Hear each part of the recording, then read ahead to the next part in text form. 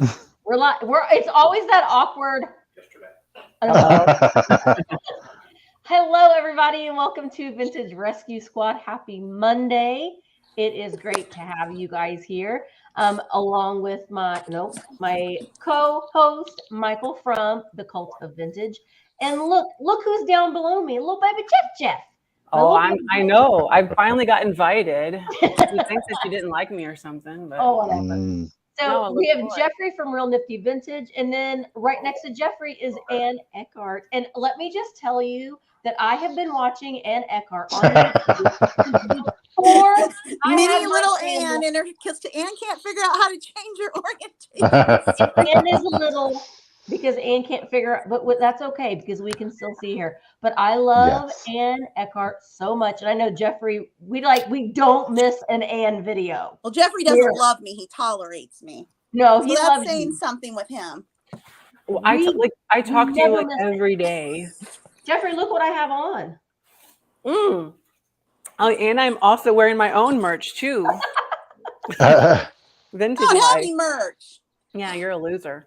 So, did you just put lip balm on? Because I was sure do. Thank God, because I was going to need some, and now I feel like I got a lip balm friend. Listen, if we every live. If you know Ann, you know she loves her some lip balm. She loves her lip balm. And stickers. Thank you guys so much. And let me go all the way up to the top here to see who was the first. There she is, Miss Karen Radford. Hey, Karen. And we have Jane and Simply Shenanigans. Oh, look, Karen's showing all her Thrifter Hunter stuff. Oh, wow. We've got Guten Tag from Pammy Whammy. Guten Tag. And Albert, too. Get your drink and a snack, says Helen. That's right. I got a little bit of Pepsi Cola. Me too. This is my last one. I got to go get more tomorrow. You called it Pepsi Cola. I got my pop. I got a pop. Pop. Got a pop. Yeah, Christy. And Aaron, turn your stuff off. Well, I look like a ghost. I'm trying to figure out this lighting. At least you're on camera. I'm like the darker the better. Oh my gosh, you guys, thank you guys so much for coming. It's so great to see you guys all here. I think I saw Enamor Amy and Tiger, Vintage Show and Tell, and Hope, and Steel Whisper, and the Kitty Cat, and everybody. Tacky is me, Daniel. Oh, Canada. You know Susan did that on purpose, right? She did. She was like, I just want to hear it. I think this is like the first time Ann's been on like a live. I haven't done a live in years. Years. I want to say that I had asked you to be a long time ago, and something came up, Ann, and you couldn't with Papa. Well, Papa. Yeah. And if you don't know, Ann is a caregiver for her dad. Her dad lives with her. She takes care of him. And so she sacrifices a lot of her own time and everything to help take care of her dad. So that's very commendable, Ann, that you do that for him. I told him that I'm on a 2-hour phone call. And I said, only call if it's an emergency. So if there's an emergency, he said the call is going to be, tell him you'll call him back. So that's the emergency signal. Okay. That's the emergency signal. Or he'll Makes just go, sense. He'll just wander back in here. What are you doing? What's going on? I love him. So tonight, since we've got some veteran YouTube content creators here on the show, I thought that it would be a good idea to, and I've talked to Ann and Jeffrey and Michael about this a little bit, you see a lot of YouTube, but there are many YouTube content creators, and being one of them, that has more than one YouTube channel. And I kind of wanted to talk about that a little bit because, a lot of us create content. We have live content, and we also have edited content. And there is some, I don't want to say a myth, but there is a little bit of a working theory that if you have live, because let's be honest, your live videos don't get as many views as an edited content, video or a shop with me or whatever, one of those videos. And so in the YouTube algorithms that are like, you need a PhD to figure out how to even know what to read in the algorithms. But if you have a edited content video and then you follow that up with a live video, and then the next day or then your next video that you post is an edited content, and that live the views from the live sale were kind of bring the analytics down a little bit, which means YouTube doesn't promote or doesn't recommend your video in the feed. So we just kind of wanted to talk about that a little bit. I think that I think didn't tell you, but go ahead. I didn't tell you, but I actually tried it out this week. What? Sunday sale is not posted. Okay, so Michael said that he was going to do that. That's interesting. And have you noticed? Yeah, it's actually it's the number one trending video for the last month. See? Yeah. Yeah. So there is some validity probably to that a little bit, maybe. Maybe. Now, listen, I think that it can be a little bit tricky if you're just starting out on YouTube. You want to build your audience, and I think having one channel is probably the way to go to build that audience. But I think that it's something that I like, because my husband has recommended me doing this for probably over a year now, and I'm like, no. If people want to watch a live video, they'll watch a live video. If they don't, they won't. And he's like, yeah, but I think that there might be. So it's interesting, I think, to play around with a little bit. Yeah, you definitely, when you look at the big creators, the people with, millions of subscribers, and they definitely will have their quote unquote main channel, usually the channel they started with, and it's the sit down one topic videos, and then they'll expand to a vlog channel. Some people only like sit down, some people only like vlog, some people like both, but it's a way to diversify, and then you can expand your content. Especially with reselling, it's so niche and a very, very small community.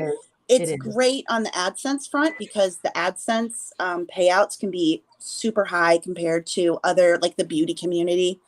Your CPM, which was what YouTube charges, or what Google charges advertisers, and then your RPM, which is the cut they give you, is much higher in the reselling niche than in other. But the reselling community viewers are very staunch. They only reselling.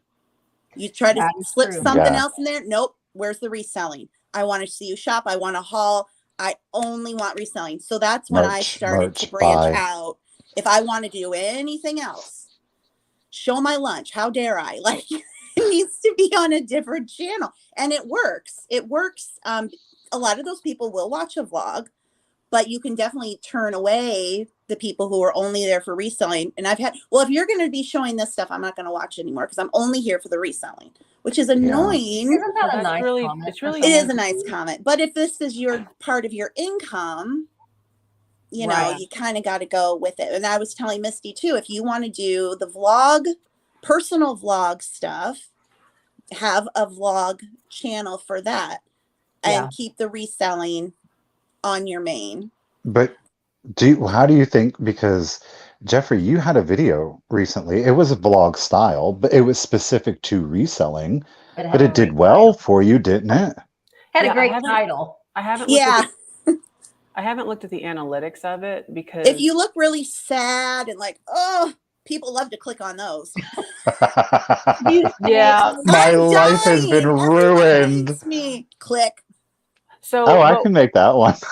You're all happy and like, yay. Or that you made a lot of money. They like those. Yes. I wanted to touch on, I forgot what I was going to say. On the trying to mix in like lifestyle content, because I've tried to do that with like a vlog here and there, and people will be like, oh, I really like this in the comments, and I really enjoy this. That's your main crowd, right? Mm-hmm. But then if you look at the analytics, which I don't often do, but I did on those, there's a sharp decline. So right after I get done buying something or showing myself reselling, so it shows like the watch time. You know, you're up here like on a line graph, and then it goes straight down. So you're losing a lot of people, a lot of interest. Mm-hmm. And then But overall, yet you had people who liked the lifestyle who would have just watched that. yeah, they would have. Yeah, but I'm saying if it was on a different channel and that was a dedicated video, you'd not only get those people who want to get to know you more, but a new audience who really doesn't care about the reselling. So I wanted to also say about the video that went semi-viral for me, 50,000 views. That's good. It's good for me. So that video, it got a lot of views, but it got a lot of views from people who maybe I don't really want watching me because what it's bringing in is, because of the title and the thumbnail, it's bringing in those that don't like me to begin with, maybe, and those that are passive watchers that have forgot about me or something. And then I start showing back up on their feed because YouTube is like, hey, this video is going a little bit further than some of his other content. And you used to watch him. So here, look at this one. So you get these people to watch, and, you know, they're not. And then the random trolls who find you. Yeah. So, you know, could it be used as a gimmick? You could try to use it that way, but I don't think it's a great way to grow your channel by doing that over and over again. Not your business channel. You mean like not your business channel? Not your like business. to play to the algorithm in that particular way. To say, like what Ann said, oh, what if you look kind of sad or whatever? Yeah, that's true, but don't let that be your brand, because I don't want that to be my life. That's not my life. I was going through something, so I told the story as it was. It just so happened to align in a way that YouTube likes to reward people sometimes. So how have your views been since that video? Have they been up, or did they go back to what they normally were?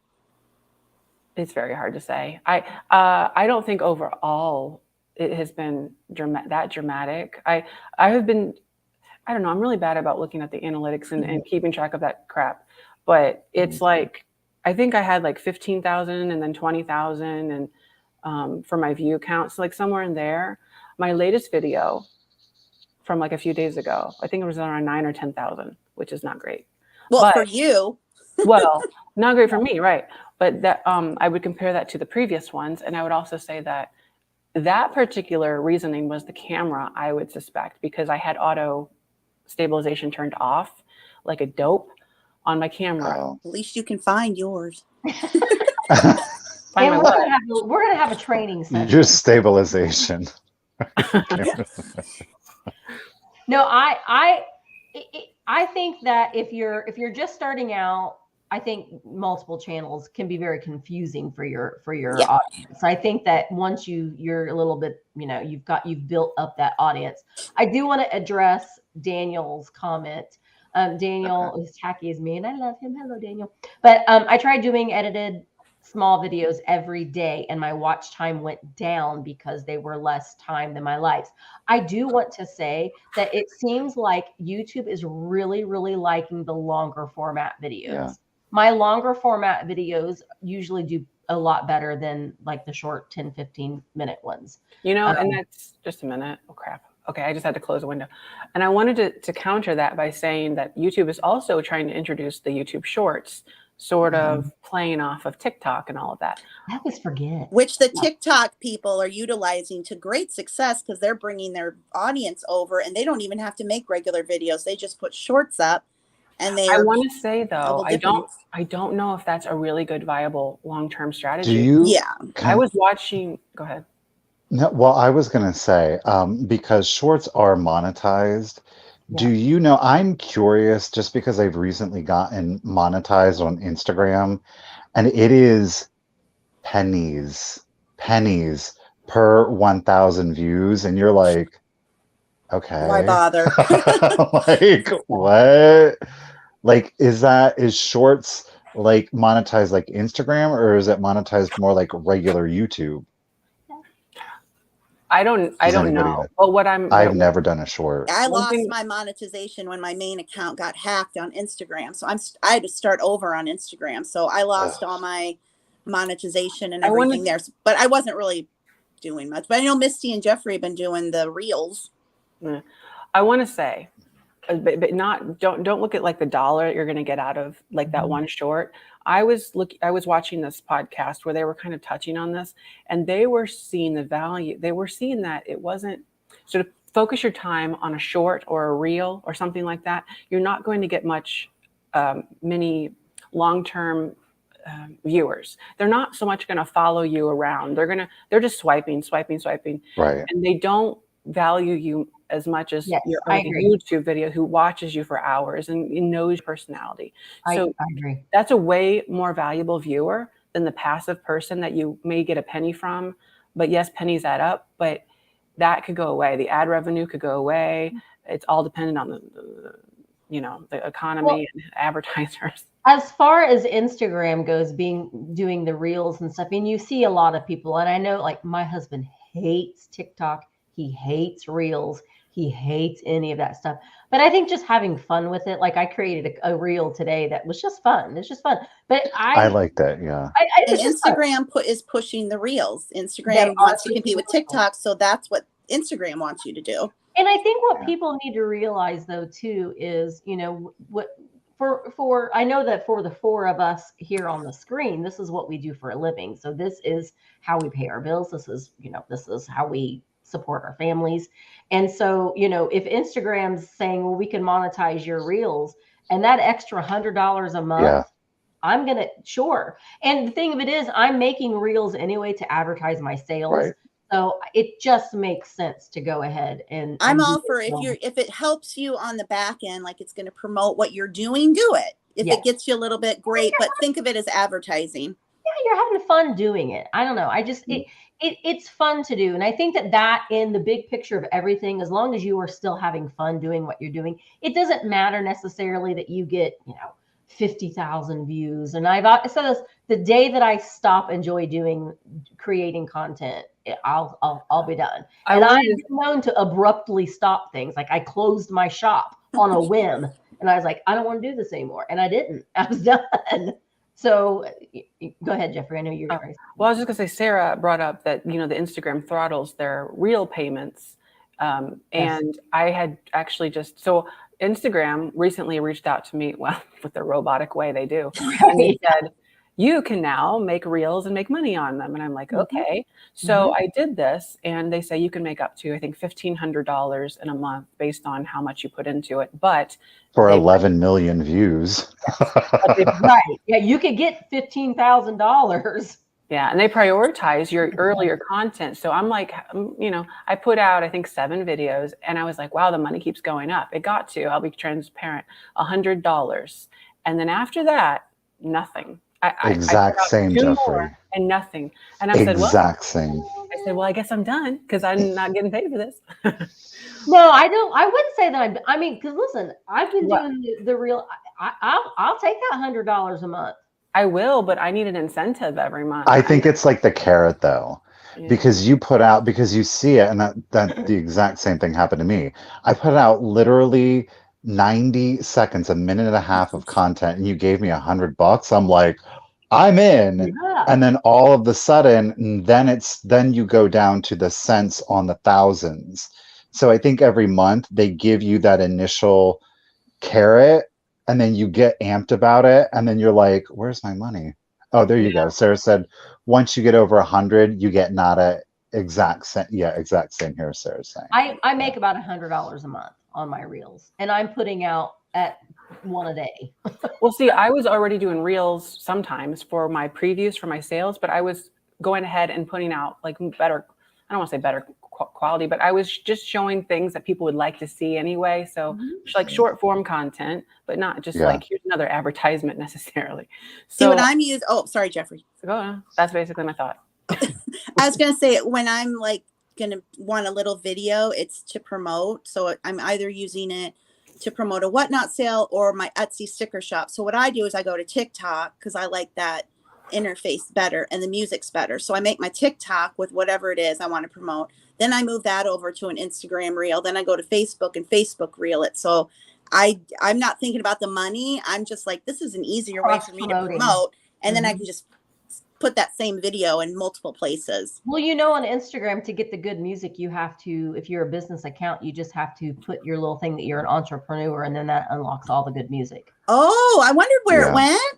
It took me forever to figure it out one time, like, because I was like, why is everybody else, can they do like real songs? And I'm doing like some guy like with a bongo drum. I know, my good music went away. If you have your status as entrepreneur, I don't know why, but yeah, I think mine says personal blog still. Yeah, that's a long time ago. Entrepreneur. Snowbird, I have YouTube Premium. How does that work? Getting you money? We still get. Listen, I have YouTube Premium too. It's the best money I ever spend because you don't have to watch any ads, but the content creator still gets paid for it. They just divide it out based on however they do it. But yes, whenever I look at my analytics and my revenue streams on YouTube, it'll show how much you made on AdSense versus how much you made in the YouTube Premium watchers. So anybody that has that premium, I see that what my little basket of money is for them. It's always much lower. But where is it's in your creator dashboard? Yeah, the thing at the top. Click on it. You go into account and you go into settings. And it'll be like what you have to just kind of play around. Category. Your category. Yeah. Lip balm break. Get it. Get it. Okay. Get it. I also want to say though too, we just kind of jumped in there, but guys, I do have both Anne and Jeffrey and Michael's links all in the description. So make sure that you are following them. All of their social medias are all linked down in the description below. And I always want to remind people too, make sure that you look at people's descriptions in their YouTube videos. Yeah. There's a lot of really good information in there. And I don't think a lot of people will do that because I can't tell you how many times people are like, they want to, I need to send you, I want to send you like they'll leave me a comment. I need to send you a message. I'm like, well, my email's in my description. So I don't think a lot of people are looking at the description, but all kinds of links to like supplies that are used. And that, I mean, they're in the description. So just check out a description every once in a while. And, you know, you might find a little carrot of something in there that you could, you could use. Also, if you have a question, it's easier for me to see it, to highlight it if it's in all caps. So you can yell at me your question so I can see it and put it up there. But Rosie Clover, I'm curious, do you have to watch the entire commercial for you to pay? No, you do not. But a good watch. But the longer you watch, the more that we do get paid. Yeah. That's just the truth of it. I think it would be, and I'm going to say something, I don't know. But when you think about it, when you're watching any television program, you don't get the opportunity to skip the ad. Like you have to watch the ad. Do you know what I'm saying? And the reason that those ads are in there is because it pays for everything in regards to the programming, the cable networks, the actors, the production crew. Like all of those people are getting paid for those ads, hence why you can't skip it. Where here it's like, oh, well, you're just real people. It's just a one-man show. Therefore, the ads aren't really that important. But I don't think anybody on the screen depends on the YouTube monetization, but it is factored in. You know what I'm saying? Like that is extra money. Well, and I know it's better stuff I get to buy. And the ads are annoying. They really are. But that's, you know, we're, you know, putting in a lot of time into creating videos and editing the videos and putting ourselves out. That's the only way we get paid. YouTube does not pay us. The ads is how we get paid for putting out the content. So yeah, you get out of it what you put in. So you do. And if you want your favorite content creators to keep making videos and make them on a consistent basis, then, you know, they're putting time. I mean, nobody wants to work for free. I mean, when you first do a YouTube channel, I put out daily content for a year before I made a dime. I was, you know, you just put that work in to try to build up your following. And so, but Rosie Clover, thank you for watching the entire commercial. God bless. But you don't, but there are, and I saw somebody earlier say that some of them, they are exceedingly long, like minutes long. You don't have to sit there and watch a 5-minute commercial for us to get paid. If you watch at least 30 seconds of that commercial. And we don't get to choose what commercial is being like, because during election season, we don't get to pick what commercials being that YouTube or the advertisers, they're the ones that dictate all of that. So please don't yell at us if like a political campaign commercial is on and it's someone that you don't agree with, because we don't even know. Or erectile dysfunction. I didn't pick it. Wow. Or the ball wash. I used to get that one a lot. But I'm just saying, YouTube does keep YouTube is owned by Google. Yeah. Just saying. So it kind of the ads are what they call targeted ads. So they kind of base it off of your Google searches, the content that you're watching on YouTube. So I'm just It says more about just you saying. than it does about Premium for so long. I can't remember the last time I saw an ad. So when you're talking ads, I'm like, what ads? Oh, I know. Yeah, Aaron right? doesn't. I haven't seen one. Aaron will put stuff up on the screen, and I'll be like, "Why are we watching an ad?" And I'll be like, "Oh yeah, it's on your account." Can I talk about how what you talk about can affect your payout with the ads of what happened to me? Yes. Okay, yeah. Okay, so some of you know that at the beginning of the can we say the pandemic? I call it the crud. The crud. At the beginning of the crud. I thought you were going to say something else. I was like, girl, I don't think so. I don't think so. I mean, it's Misty's channel, but I don't think so. At the beginning of the crud, because I had started kind of like a podcast style morning show called The Reselling Report. I loved it. I was having a great time. Everyone loved it. It was great. My channel was growing. But then one of the main topics was the crud and how it was affecting us as resellers. We couldn't source. What were buyers shopping for, all the supply chain disruptions. And the main topic of conversation was always going to be the crud and how it was affecting us as resellers. Yeah. And advertisers were like, oh, I don't want to be on a channel that's talking about the crud. And so my CPM. What is this, the news? Yeah, they didn't want the news.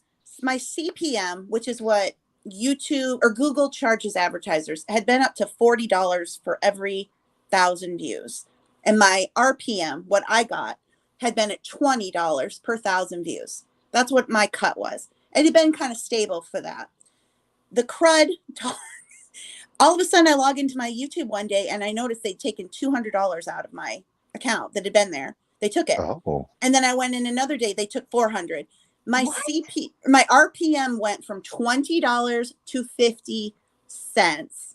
My videos got suppressed. Oh my God. And that's why I had to stop the reselling report, is because I was not making any money and nobody could find my videos. And that killed not only the reselling report, but it basically put a nail in the coffin of my main channel, which is why I stopped posting much. You kind of have to be careful. Right. What do advertisers not want to advertise on a channel about, right? Yeah. And that the crud was apparently a thing. They didn't want to be on those channels, and they were like, we'll give you the 50-cent commercials. They took your money? They took my money. I had been showing my revenue, and it just started going down. I'm like, well, it must be a glitch. This can't be right.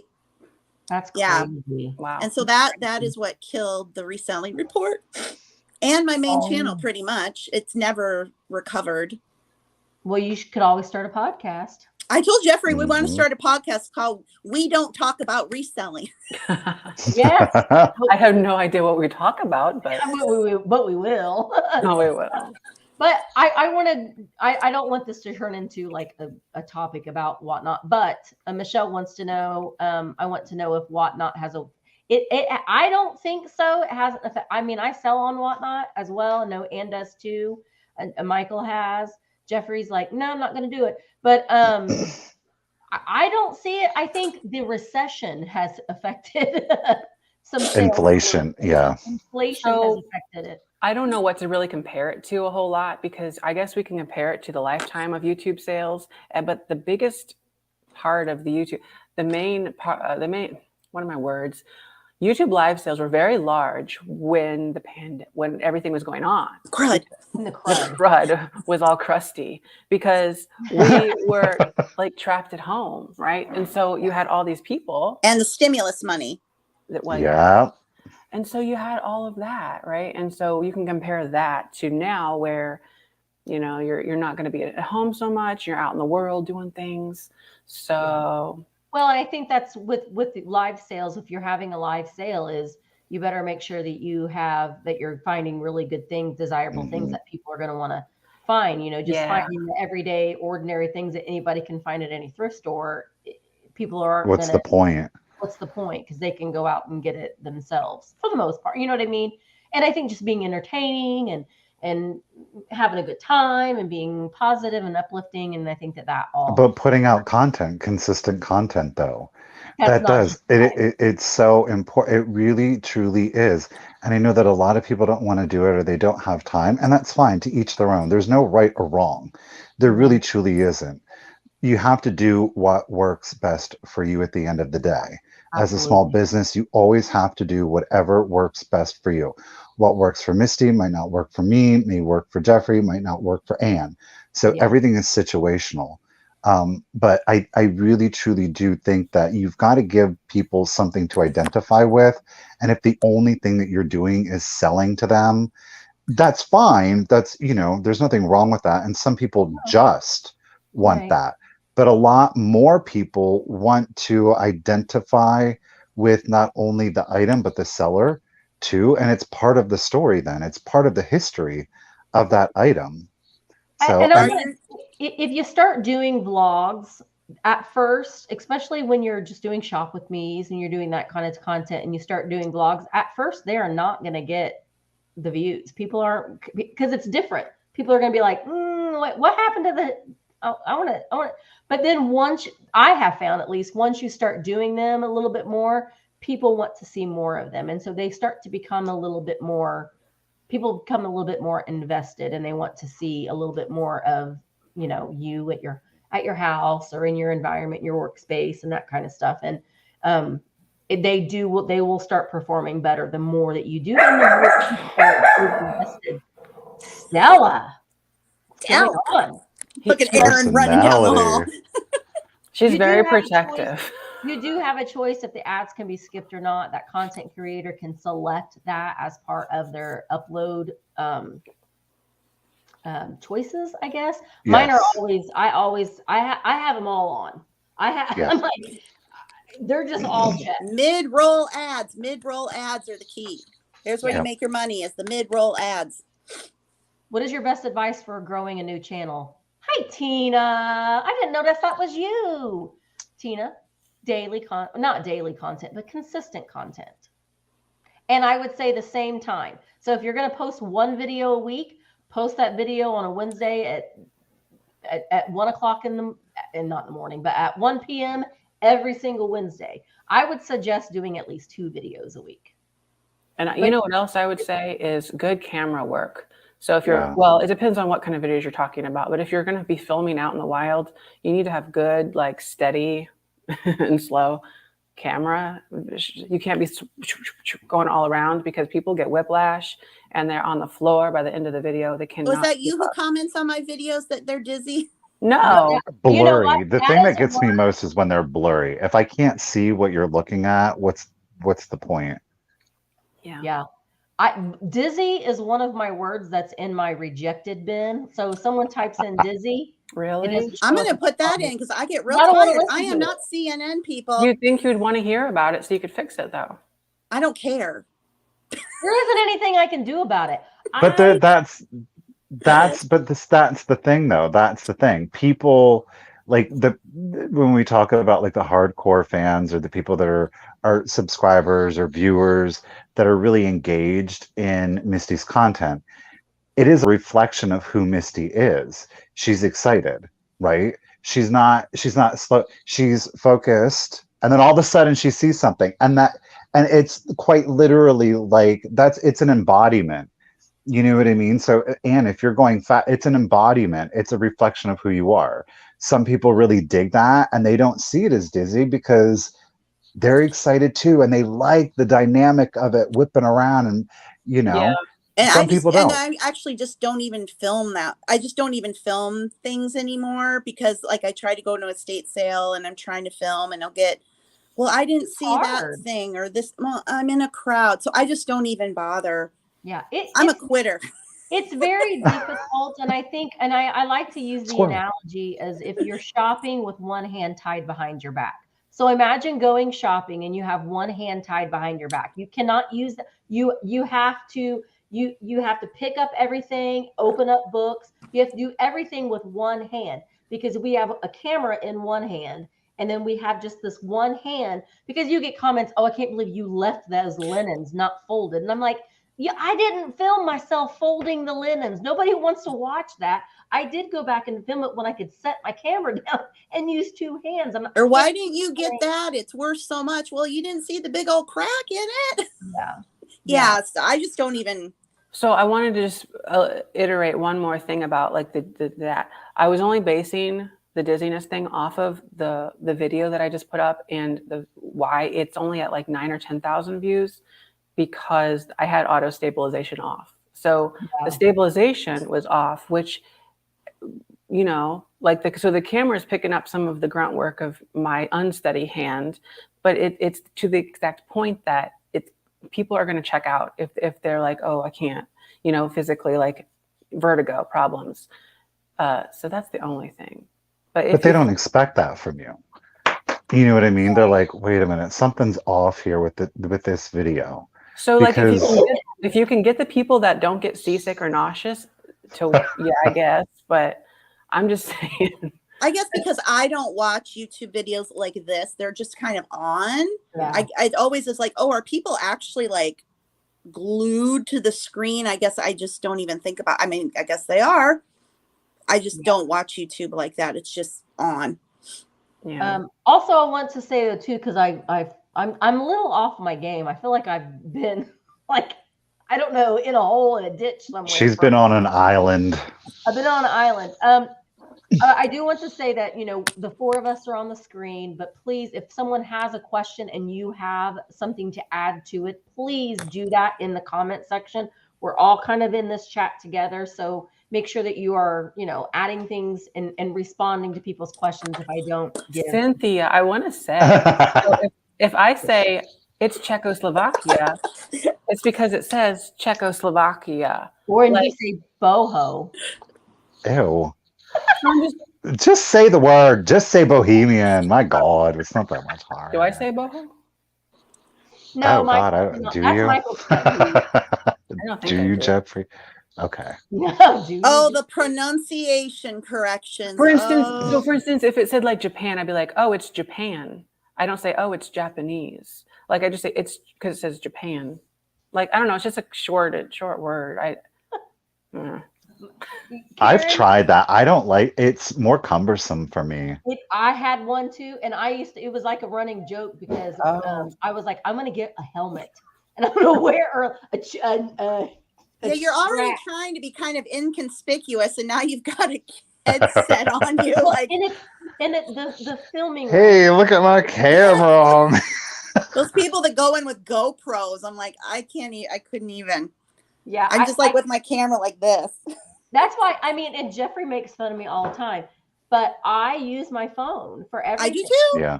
And a lot of people do. And I listened to Jeffrey and I bought the vlogging camera, the exact same one that Jeffrey has. And it's a webcam for me. I don't like filming with it. I don't know why. I just don't. To me, I feel more comfortable filming with my phone. And your phones, these modern phones we have great cameras. So I told Misty why I don't like my phone. Yeah. It's because the battery will inevitably die. It does. And then I will not have the internet or the navigation or anything. I can't look anything up. And then maybe I run out of space, which has happened to you when I've shopped with you, and you've got to sit there and delete stuff if you can. And then if your battery dies on my phone, I bring like 3 extra batteries. I mean, I just plop them in there. You can buy a portable charger. I have a charger. Yeah. I have a portable charger. That's what I use now too. And I have the expensive iPhone with like more storage than anybody could ever need. That's true. So yeah, I don't have that when I would vlog trips and stuff, but yeah, it's a personal preference. It is definitely a personal preference, and one way isn't any better than the other. But I will say that it is a great webcam. Yeah. And Jeffrey does very lovely filming, and that's why you make the money you make on YouTube. And I'm like sunk in the ditch. Well, sometimes I don't. Like I failed the last couple of videos because the quality was crap. So well, what you think is a failure, yeah, I'll get over other it. people would be like, I only wish. Yeah. Yeah. I'm just trying to read comments here. What camera do you use, Jeffrey? Oh, it's the Sony ZV-1. That's what it is. So it's a vlogging camera. And one thing I don't like about it is because that's one thing it is. The auto stabilization crops the photo in closer because it's capturing more than it needs to, but to stabilize it, it's like tracking like your face or whatever. And because of that, see this, it has to end up like bringing in the field of view closer, if that makes sense, to cut out what's going wrong out here. So it makes a final great thing. But what you end up getting is like right on your face. But I solved that by just getting a handheld, what do you call the damn thing? It's like a holder, and it has the extension, so I can have it way far away. Okay, yeah. Just for when I'm doing my intros, because I want it to be closer when I'm on items, you know. Sarah, are you lost? No, she meant if you're recording on your phone and you don't know where you're at. I was like, hey, somebody go rescue Sarah. She's David, where are you? Pitching a tent. She's pitching her tent. Oh, Blackberry Thistle Wine. We tried getting you in. I'm sorry that I have the members chat on Monday nights, and Blackberry Thistle Tea couldn't. I got to figure something else out, because I don't think that people are realizing, but we had a really fun chat and popped in for a few minutes. Popped in, and then I found out the show was going to be 2 hours. I was like, crud, I got to go prepare. Enough of flair. Let's see. All I was focused on is Jeffrey's awesome mid-century kitchen setup. Jeffrey has a fun house. What? Mm-hmm. What are we talking about? I don't know. Jeffrey, when are you coming to visit me? We've not set up a date yet. Well, I'm going to Wisconsin in a week. And then we got our thingamajig in September in Ohio. And then, I don't know. I mean, I don't know if I don't want to do it in between then. I have to consult my calendar, which is empty, but I still have to look at it. So Michelle says, I think you all need to listen to your audience. Don't be so hard on you. Well, we don't want to listen to our audience all the time. There's a small section of our audience that we don't necessarily need to listen to. It's very difficult to get the feedback sometimes. Very, very small section. Like, you know. I think you should listen to your audience, but you need to take it with a grain of salt. You need to take the positive things, and then you're listening to your audience telling you that you're, telling you everything that you're doing wrong. I love you, but that's my favorite comment. Well, I think yeah. Anything after but, you know what they say that is. But I think there's something to be said though about the way I think most of us experience that often in life. It's not necessarily what we say, but the way in which we say it. So sometimes there's good intention behind it. Unfortunately, the way that it is served or communicated, you immediately want to shut it down. You know what I'm saying? So it's like, I don't know these people. Right. You don't know. You can't read. Okay. But you could still, even if the delivery isn't great, I mean, I try to look at it as objectively as I can, because maybe there's a truth in there. And the thing is, if it stings, it's probably a little true. So there you go. It's your natural defense to want to be like, why do you think that, Jeffrey? What? Why do I have this viewpoint? No, you said if it stings, there must be some truth in there. Yeah. Why? Because it's the body's natural defense, because your ego is flaring up at the response, because in the back of your mind, you feel like something is, you got to defend yourself with what they're Hitting saying. a nerve. Yeah. If it was truly something that was so like, made up completely, you'd be like, oh man, they're on something. I don't know what they're doing. But if it stings, that's when it lands. And you're like, what's it landing on? There's a truth there. And that's maybe what you should work on. And, well, I got a message today that I was selfish for having memberships. Well, those are the kind of comments we're talking about. We're not talking about. We're talking about that. I couldn't believe that I would be sting, that type of Misty? person. Well, see, that shouldn't bother you. I don't. It doesn't bother me, but I'm not. I know who I am. I know who I am. Who are you, Misty Page? Tell us. She's a greedy woman who takes everything. I'm a greedy woman. But it's only human when you're going about your day and you're trying to do stuff, and then somebody finds your email, messages you, and goes off. And of course, whatever. Well, that's I don't know that you'd be human. Sometimes I will laugh at the things, but other times I'm like, really, you have no idea what's going on here, what people are going through, and then they're just coming at you with crazy. Yeah. You said you appreciated me telling you that, David. Well, not today. Not today. Ugly vase seller, you. Oh yeah, that one. But see, those kinds of comments are funny. Like I see, someone told me, let me go get it, and I will show you this ugly vase. You still have it? I thought you sold it. Hell no, I'm not selling that. Oh.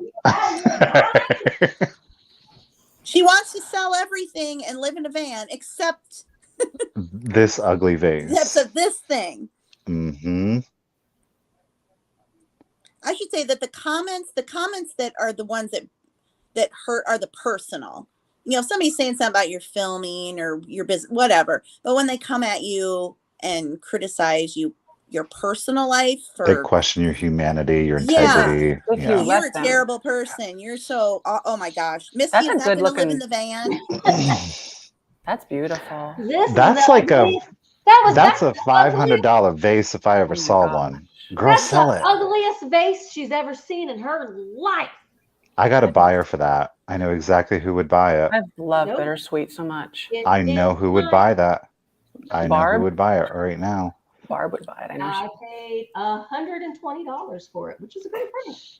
That is really good. Yeah. Is that something you're going to be selling, Misty, along with your other things? Hell no. That'll go in the van with me. Yeah. I have like 4. That's a good porta potty. Oh. Mark. I mean, it could. You better watch out with that thing. Yeah, no, you have to take, and you are going to get mean comments. I've had people that have said that my voice is like nails on a chalkboard, and well, and here's something. I'm an insult to all women, and things like that. Dude, the women, I always feel, and this is kind of universal, the women, we get it differently than the men. It's on looks and clothes and hair and makeup. That I don't know, Jeffrey, if anybody comments about your hair, or Michael, your glasses. I wear a hat. Yeah. But like your clothes. My laugh. I remember there was I do have a comment. I will read it in a minute if you want to hear it. Our local news station, they used to do this Jeffrey, yearly you have to read it right into your microphone like this, thing. please. And I'll never forget the manager, the director of the news station said the number one comment that comes into the news station, the number one comment are the anchor women's hair. Oh. Not the news, not the format. It's complaining and making comments about the women's hair. And the number of comments I get about my hair or my clothes, I don't know if you get that, Misty, or the men don't get that. No, but I get comments like, why do you wear those stupid headbands in your hair and that kind of stuff? Yeah. Oh. I want to. Yeah. So as far as like my things that I can't change, my voice, that's like the one thing but I'm like, okay. And so that's the kind of thing that is a like, I guess you could call like a personal, like jar, like what do you call it? Barb or whatever. Job. jab, Mhm. but I really don't care, because what am I going to do? Who cares? The thing is, and it all goes back to why people say what they say. And a comment like that is coming from someone who has an insecurity of their own. And they're only noticing it in another person because they notice it in themselves. Now, it might not be a 1-to-1 ratio of the same exact problem, but it speaks wildly loud, way louder on their part than it does mine. And I don't let it affect me, that particular one. But I do have a comment that at first reading it, I was a little annoyed, but then I was like, why am I annoyed? And I realized that they're kind of right in some aspects.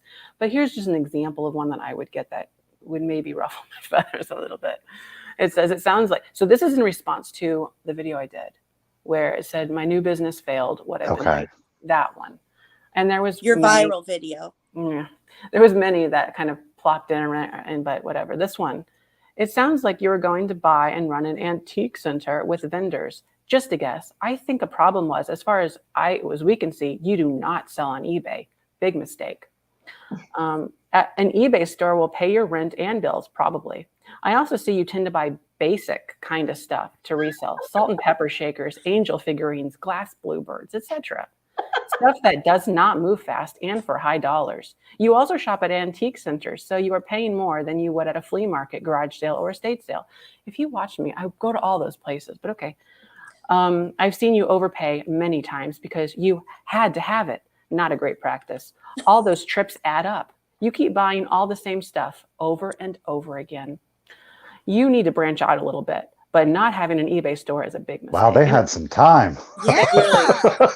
You know what? Watching you, Jeffrey. We should do this like what Sarah is saying. We should start a new show with no names. Just read out the negative comments. No, don't they do? Isn't there like a nighttime talk show, and they have people on mean tweet? Yeah.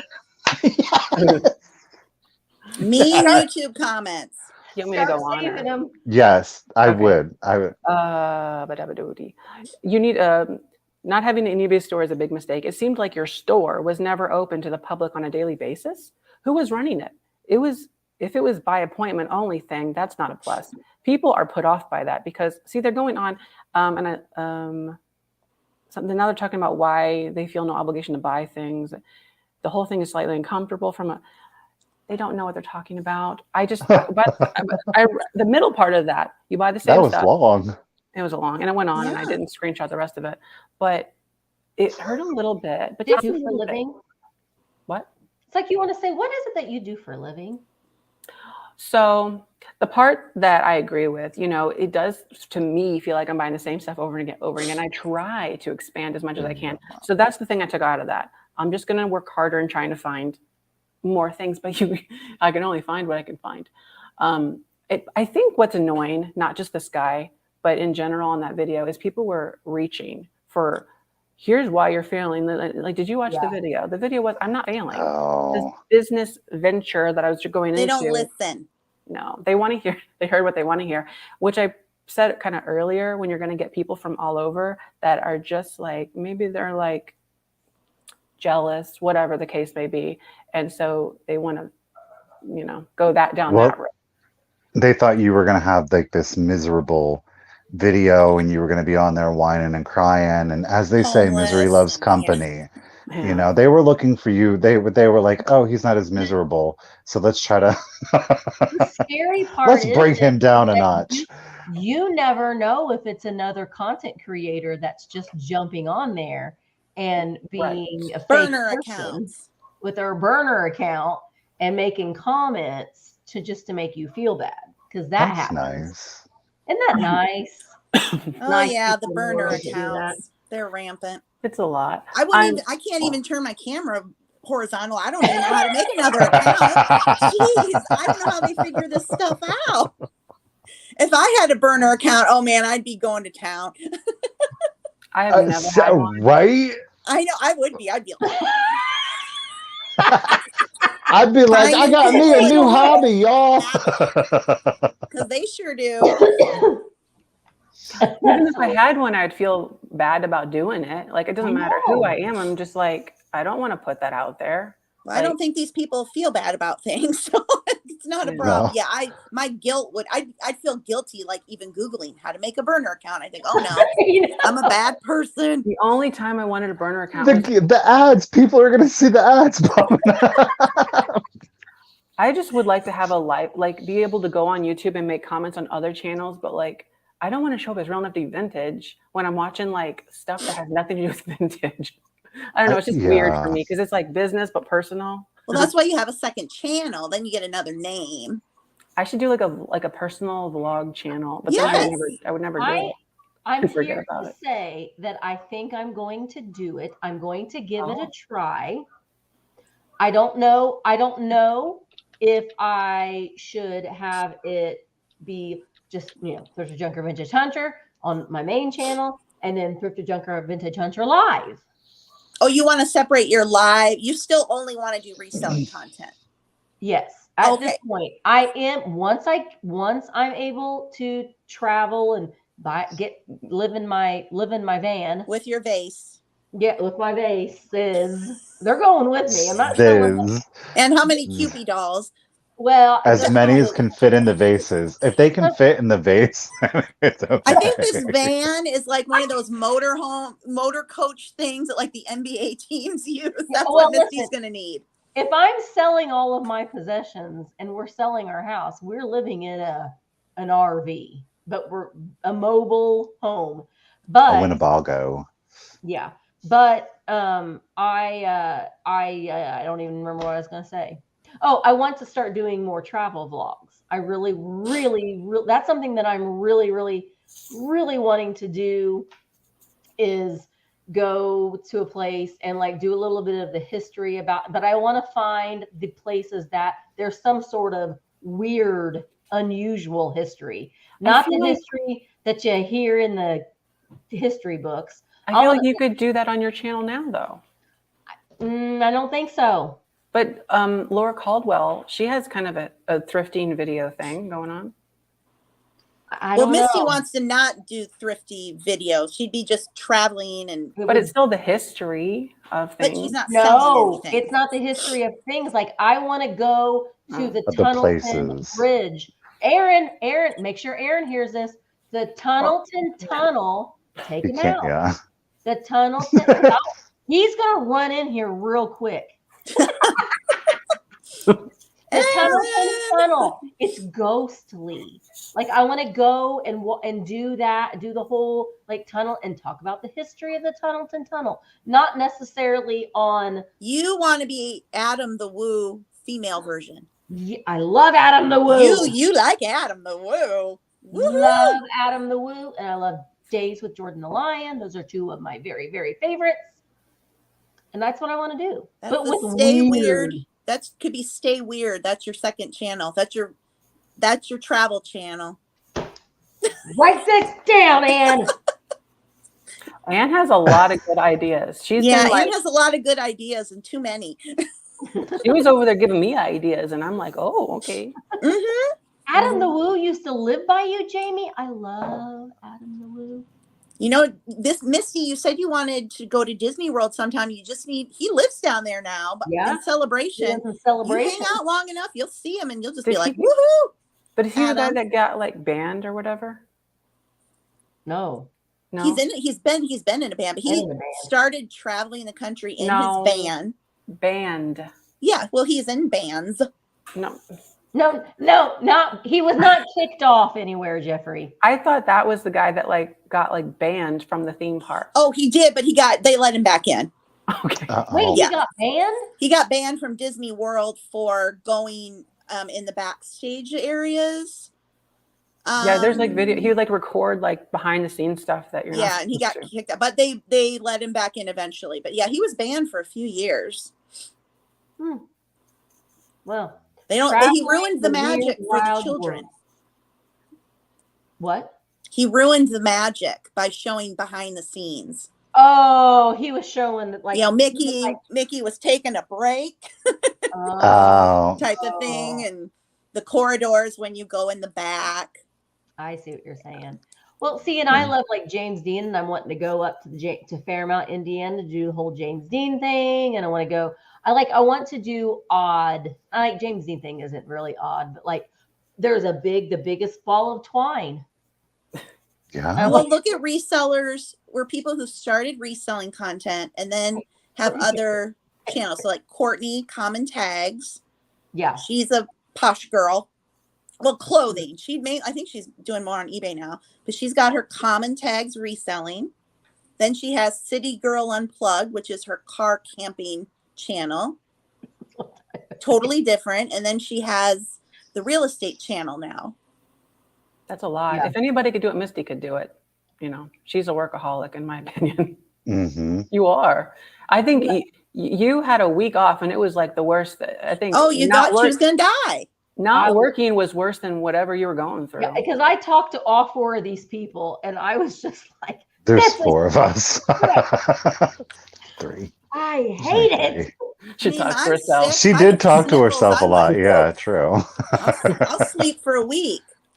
Oh, my pop is overflowing. I did. We watched the Pottery Throwdown. I love that show. Has anybody started watching that yet? Misty, they've got a pottery wheel kit at Sam's Club. I had one of those when I was younger. Mark and I are going to take pottery wheel classes. They offer them in the next town over. Wouldn't that be there a great we go. vlog for your new channel? Bam. Oh, You could do like ghost reenactments.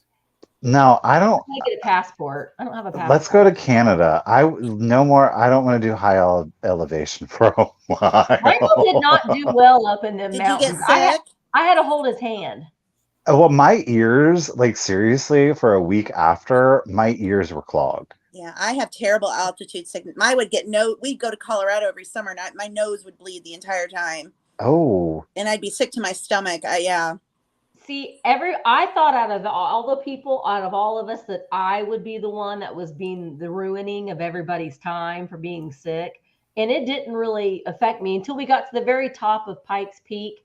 And then you're like, well, I can really kind of feel it. I can feel it in my chest a little bit. Is the earth moving right now? Because I'm feeling a little unbalanced. Yeah, and then Mark and David's walking out on the thing, and I'm like, get back up here.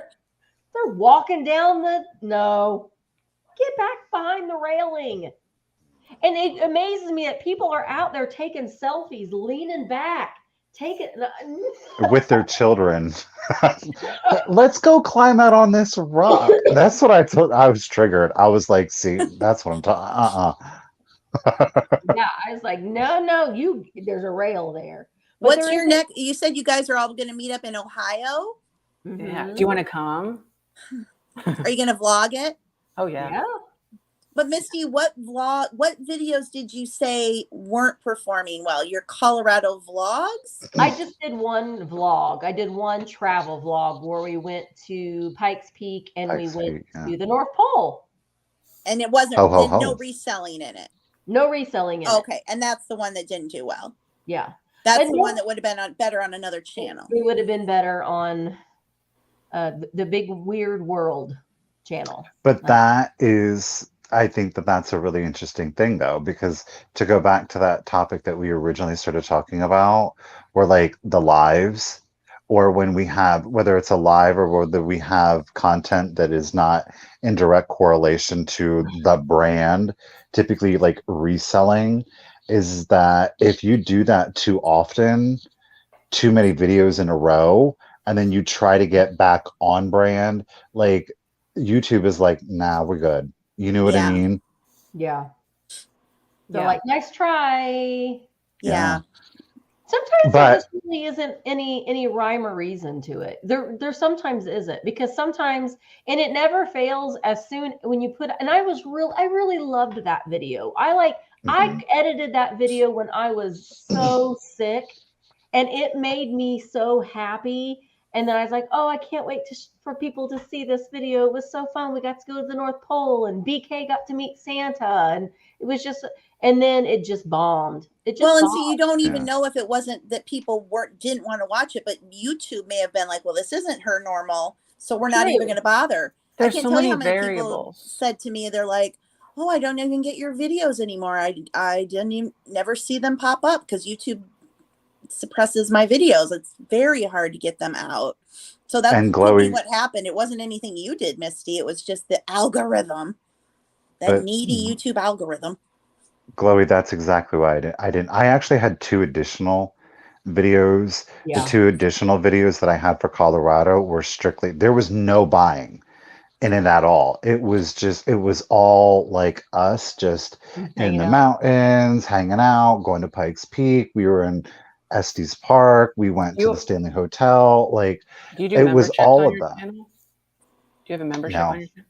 Oh, you could nope. like release them like that. I was just going to say that, That's a Jeffrey. really Misty, that video could have gone on your membership. Oh, well, very I got kind of people like mad at me for having a membership. private, yeah. There you I'm going to go. start a membership. It's going to be $20 a month just so I won't post videos. No, Pay I me got $20 and I won't clog Yeah, up your go feed. away. I've gotten some complaints about the memberships, and here is the deal. The memberships, it doesn't change all of my content is staying the same. The memberships it's extra content. So that means I'm putting in extra work for them. If I just put them up free, YouTube isn't going to favor me putting up 2 videos in one day. So making content for members only, we can talk about some more detailed things. Like today we talked about trends that we see people buying in live sales. And we last week I think we just talked about, I was in kind of a weird headspace by not feeling very good, but I think we just talked about what's something positive that happened for each of us this week. So People, it's what we do for a living. If you're putting in extra content, you have to get some compensation for it, and YouTube does not pay a lot. Well, if you there's a work channel I love, and overtime, they. If Oh, you I'm work sorry. overtime, if you work Yeah. overtime, you get paid over. mhm. I watched a channel that started a membership for $1.99 a month to put out a special weekly video, and oh my God, I can't afford $2. It's Yeah, I know. I We have did, one. Bree. We did. I have a all Jeffrey membership. gives you is an emoji, not even a sticker anymore. Oh, I It was signed up because I thought I was Wow. going to get a sticker. You don't understand. It was a lot of work to do. Mhm. So I had all the intentions of like, Look oh, at Melissa, Fresh Blooming Clothing, and her membership. Oh, I Man, get all kinds of cool stuff I from know. Melissa. She's She has sending Patreon. cards. She has Patreon, and Patreon. I just bought. In fact, I think I'm going to send her a message tomorrow and say, "Hey, Melissa, you got any of that there supplies left? I'll just buy the rest because I use them." Fresh Blooming Clothing, she's the one that inspired me to do my packaging the way that I do, and it's changed the game for me. So I love her. She just put out a shop with me video. I know. I'm so happy. I was so proud of her. That's what I wanted to ask you. Patreon versus YouTube memberships. Why did you go memberships and not Patreon? I thought it would be easier for my viewers to be able to find it if it was right all in one spot. funny you say that whenever you go to Whatnot instead of YouTube live sales. What? Because there's a following over on I'm Whatnot. kidding. No, We're going to get you over there, Jeffrey. One day, Jeffrey's going to like slyly Shady. trying to be over there. So I just had to throw that in because like that was like my one thing. I'm like, well, I don't like to not to train, but like to get everybody like on board, like all these subscribers, you'd be like, oh, by the way, now I'm over here. Like I don't know. You know what? Then let's touch on this really quick because I was actually thinking about this right beforehand.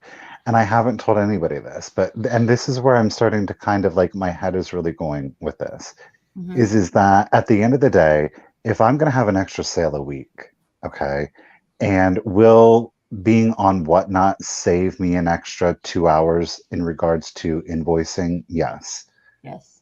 But I pay for that.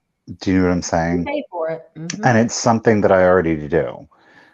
I don't know that I do. I'm kind of starting to revert back to that. If I'm going to do the work, I want all of my money. Do you know what I mean? Like, that's the thing. I'm already, and quite frankly, I actually make more money on YouTube than I do on Whatnot. So at the end of the day, I'm losing more money. I think if I really break it down hour by item by profit, do you know what I'm saying? Like, Yeah, the but that prices is on a Whatnot personal, that are is a low. personal, thing. Again, that it's not. I had always seen Whatnot as kind of a gimmick and a novelty, and it had great features. It still does have great features, but I'm like, I already have a platform. If And you all have my what's people are working, here. yeah, if that's working for you, Yeah. yeah. But like they offer great features. Like I love, Yeah. I'm writing up, these are in my book that I'm writing. I'm writing about how Whatnot has certain advantages over YouTube sales. Mostly it's in the technology that, you can have the countdown thing right there. Everybody's right on board. Like that's the brilliant. invoicing and the shipping, all Automatic that payment. back end Yeah. stuff. The front end stuff that the customer sees is more what I think is the driving. That's the stuff I would put value in, which is being able to just have a button that you're tapping in order to bid. You're gamifying purchasing, which. But people buy from the three of you because they like the three of you. Well, You've cultivated an audience and you know what they want to buy. Where Whatnot, we're all kind of over there learning, like, what are people over here buying? There aren't as many shoppers as there are sellers. So it's more, and for me, it's just a hobby now. I'm not full-time reselling. So I just think it's fun and a hobby.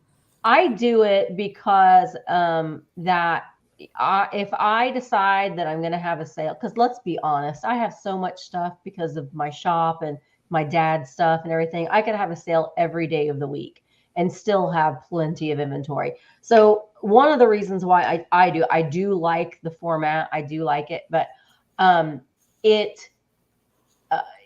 if I were to have a sale every single day on YouTube, I would get raked over the coals.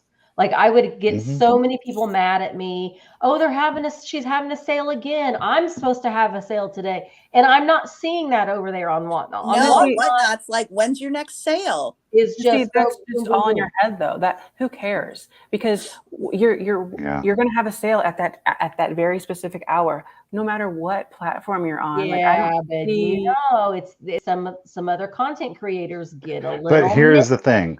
Well, but there's more room on Whatnot right now because there aren't as many sellers in the vintage and antique category, or pardon me, what is it now? It's just the vintage and estate sales and antiques. Estate sales and or something. Yeah. Vintage decor or something like that. But that's the thing. There's more room to grow. And I'm really seeing a lot of people maybe that have smaller social media followings or that are just starting out. They seem to really be growing and thriving on there because there's the space for them to be able to do that. But that's the other thing though too, but Sandra's bringing high quality items and she has really dedicated herself to doing that and she's really carved that out for herself. So that is her brand. Right. Yeah, it's my flipping van life, but it's quality items, you know. But there's this space to be able to do that. We're over here on YouTube. It seems like there's so many established, not only sellers, but established, and I think this is the key word, there's so many established personalities. Whereas on Whatnot, those personalities really they're not on display. That's not part of the driving force. But I think Whatnot wants to be more similar to kind of like a social media platform, very product driven, but still a social. That's why they're rolling out DMs. That's why you're seeing stories on Whatnot, is because they do want to have social media features.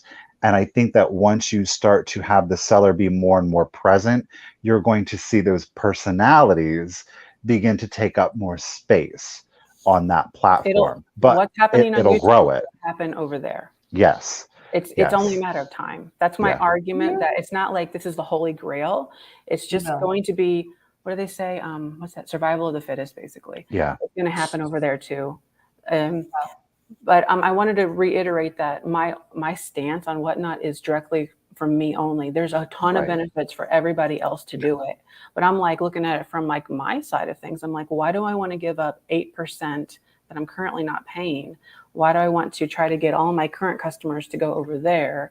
Why? Missy, how many of your current customers do you think have followed you over to Whatnot? Because I know initially it was a struggle, but then you told me like some of them were saying, "Oh yeah, this isn't bad. This is fun. It's easier than I thought." One I notice are in they're in there. I mean, I recognize them, and I typically have maybe 100 people in it. Yeah, that's way. Yeah, and I do them 10 o'clock in the morning, 10 o'clock in the morning, because that's what works best for me. And the thing of it is, I have just all of this stuff. And like I said, from having a shop and having, my dad, 40 years of stuff, it's just it's an addition to my YouTube sales, because it's just another stream of revenue. Yeah. Is anybody still selling on eBay? No. The three Well, I of you? have things listed, but I'm not. I mean, I have things that have been listed for Yeah. years. I'm not messing. I've got with 3 listings. What would you? I will be interested to see how this all shakes out once eBay starts rolling out and implementing in a broad scope its live selling auctions. Yeah. I'm really going to be interested to see how that changes the game. Yeah. Because Well, if I you don't have the know. What is eBay that? can do Wait. it, and eBay's got the already customer started. base. Yeah. What is- eBay's going to be doing live auctions. They Oh, used to back in the day for a little bit. They had live auctions. see, now I would I don't know if you say- were on camera, if it was just, I can't remember, but if they can't even get people to pay for the auction when it ends now, they got to Right. do some back work figuring it out But- instantly. But they're already in beta. Like they've conducted sales. So it's probably going to work just like Whatnot. Yeah. That's exciting. I have to say, if eBay can do it correctly, it's going to be a way better platform maybe to sell on than Whatnot. Just because, yes, you might be paying even a little bit more fees or maybe the same, but it's just about your audience. I don't think that it'll. Way future. The eBay doesn't have the customer service to deal with it. Their customer service is not well. And like Ann said, the nice thing about Whatnot is getting paid. Like you get paid within. I know that if you're having a sale every single week, then every week you're getting money into your account. It does. I'm getting money every day as soon as the package is still, because I haven't gotten 1,000 sales yet. So I still have to wait for the package to get delivered to get my money. Once you're at 1,000 sales, as soon as it's scanned, you get it. Yeah. But every day I'm getting notices from packages getting delivered.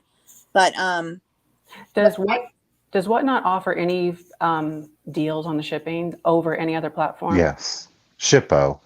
It's comparable to Pirate Ship. But it's not different than eBay. As long as you're doing what you're doing correctly. If you're entering in your weights correctly, which a lot of some sellers are not doing. What's getting Whatnot are bad sellers. There are bad sellers who, and I don't know Whatnot with their gatekeeping of apparently being so strict letting people in, have let people in who've never shipped anything, and established sellers aren't getting in. So I don't know what's going on with that. But the customer service, like Misty was talking about, they tell us, well, we'll just handle any issues that are going on. Can they sustain that? No. And versus eBay, work it out amongst yourselves, which we all know how that works. Right now, Whatnot just does it for us, but how is that sustainable for them? So it's not a perfect. It's not. No, but I think that they're gonna start cracking down. I think once it starts hitting their bottom line a little bit more, and that's why they took away the $1 additional shipping. Once it starts hitting into their bottom line, they're gonna start taking, because they're gonna be getting complaints from people who are like, I have this and it arrived broken because it's not being shipped correctly, or there's a big seller, Julie Casa Chic. I don't know if you follow her. She's she has a pretty big following, and she was gung ho with Whatnot because she had the affiliate thing we all have. Yeah. But she posted recently she's done shopping on Whatnot because she's had 7 orders in a row of and she's buying fashion and clothing, but of damaged items, not as subscribed. It only takes a handful of people to start spreading that. I wanted to say, so Whatnot apparently, so my flipping van life said that they do a discounted on additional shipping. I have started doing something similar on my sales, even though I'm on YouTube doing a YouTube live sale. I recognized immediately the importance of the customer knowing what their shipping is going to be. Yeah. For variable items, whenever you have something and you're selling it, they don't know what it's going to cost to ship it, at the moment they're doing it. So I started doing flat rate shipping at $8 per item for your first item in the United States. Each additional item is $2. And I did that with, after I saw Whatnot doing this was back whenever they were still doing their, you pay for the first item, but then you get Then it was $1 for $1. Yeah. But on Whatnot, you can see what you're going to pay. You're paying more. I'm taking a hit sometimes on some orders, but I'm subsidizing with the format that I'm doing based on the principle that over all the orders, they will equalize. And the customers, are they happy? Have they said to you that they like it? Or I've had maybe a couple people say, like, I have a figurine and they're like, I have to pay $8. I'm like, so that the shipping's $8, just don't bid as much. Like, that's the great part about it. Like, if you wanted to pay only $4 for shipping in your mind, then you just subtract $4 from what you're willing to bid. The point is, you now know exactly what the shipping is going to be. It's going to be $8. You know it on Whatnot too. I know. That's why I'm trying to give a feature that because since I'm not over there. You're trying to adapt what you're seeing that you're liking from the buyer's perspective. Yeah. Because I liked that feature. So anyway, that's good. Yeah. Just a way to look at it, like adapt, take what you're seeing elsewhere and make changes to improve. Yeah, still waiting on an order from over 2 weeks ago. It's ridiculous. Contact them, because that's happened to me too, and I got refunded almost immediately. I ship the next business day. I'm like hustling to get stuff out. Let's see. Yeah, that's my only. Well, I'm not worried, because if it doesn't work out, it's not a big thing for me. But for people who are putting a lot of stock in it and trying to build their business around it, if they don't start cracking down on bad sellers, which they should be doing, since they were supposedly interviewing you to get in the first place, which makes that's the part that I don't understand. I don't want to say something kind of negative about it, but it did leave a bad taste in my mouth whenever I was hearing all this positive stuff about Whatnot and they have the dollar thing. And then a week later, after everybody signs on to get this new vintage category, they're like, oh, we're not doing the dollar extra shipping thing anymore. I'm like, that was one of your best things you were doing. Yeah. And I know it's not their fault, because it's all these sellers who don't know what they're doing. They were losing money horribly with that. Well, I think, I mean, at the end of the day, here's the thing. We're all in business. And when you have a team of individuals, the writing was on the wall with that, because a lot of that was based on the things that they were selling, which were Pokemon cards and Funko Pops. Yeah. Stuff that's already shipping first class by itself. But Misty had that lady on, and that's what I was watching, and it was asked point blank. She didn't even know. She didn't even know. I get it. I don't blame her. Yeah. Well, right. It's not her fault, but it's at some point, if these are things that you're wanting to incorporate in, so far as new categories, new product categories, then these things aren't going to go, dollar shipping. I think they should have kept that dollar shipping to their one category, the cards, the Funko Pops. And if you look at the reality of, well, these people aren't going to be selling mostly first class things. They're going to be going into priority. So it was kind of but it was a bad look, but it definitely wasn't intentional. Yeah. Yeah, they got a lot to work on. There's a lot to work. I personally, I look forward to my Whatnot sales. I do too. They're just fun, and to me, it's very interesting to see what people pick in the buyer's choice, because you have 6 things out, and it's buyer's choice, and to me, it's so interesting to see what's that first thing that goes. And you're like, oh, you know what I mean? It's so different from what sells on other sites a lot of times too, that it's a different audience. And it makes it interesting. Again, I have not been interested in reselling in so many years. It just beat me down. It's finally interesting again. Yeah. No, it's fun. I'm looking forward to it. And what else was I going to say? So Missy, are you doing one show a week on Whatnot? Is that your plan? Wednesdays at 10 a.m. Eastern. Which I know is early, but I don't. Early for me. I don't want to completely forget to talk about Anne, because I feel like since she isn't really in this community a whole lot, and she's doing a lot. She has like the sticker business, and we should probably touch on different things like that too, I think. Yes. Yes. I have them. I can't reach them. But Jeffrey's writing a book too now that I've kicked his butt to get into publishing more. And do you want to, do you have your books handy so you can show your books? So Anne is a published author, and she has a lot of reselling books and planners. A lot. Okay. But I say, I had a book, and then I was talking. Anyway, she's helping me like make it double it in size. Jeffrey wrote a lovely little booklet at 15,000 words, and I said, Jeffrey, that is not a book. That is a booklet. He wrote a pamphlet. Expand on that and put it in paperback, and then you could be like me. Yeah. Yeah, I'm giving Jeffrey other ideas of publishing. By the way, because reselling is wonderful, but it is not passive income. And as we all get older, we want to explore any passive income streams we may be able to have. YouTube is sort of, I mean, I know you put work into YouTube, but it's not, you don't have to ship YouTube videos, right? No. Yeah. And you could switch to just like Misty if you want to do fun vlogs and make content that way and earn money that way and get away from the physical side of things. It's always good to explore other income streams, I think. But yeah, passive income with my books. I have the Beginner's Guide to Selling on eBay and the Beginner's Guide to Amazon KDP. And wait, Beginner's Guide to YouTube. What does KDP stand for? Kindle Direct Publishing. Okay. This is where Jeffrey is turning his sad booklet into a book. A book. So by the way, I took it off of Amazon, so nobody can buy it right now because I'm just doing a whole new one. So I bought one of Anne's books. Thank you. And I have I have planners, and I'm working on the 2023 business planners now too. So, and I've also given Jeffrey ideas for planners and, things.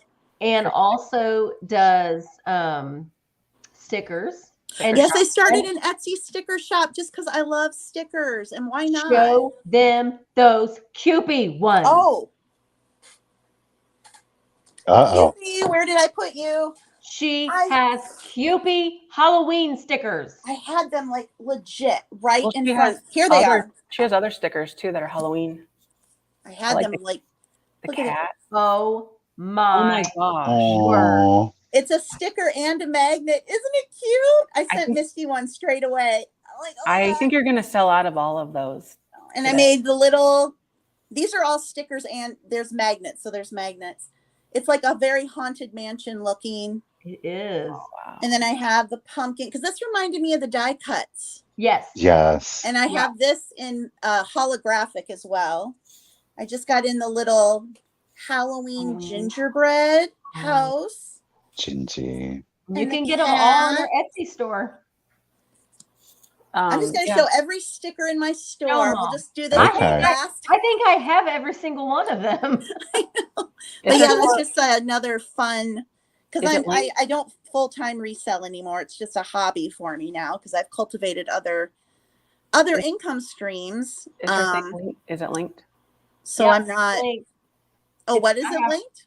I have your link to your Etsy store in the description. Oh, do you? Oh, okay. Yeah. Yep. So yeah, it's just cultivating other streams of income, which I know wasn't this particular show wasn't about. So thank you for letting me share. Do you have any other alternate streams of income, Michael? Besides reselling and YouTube. But you guys do pretty well. You don't need the other stuff.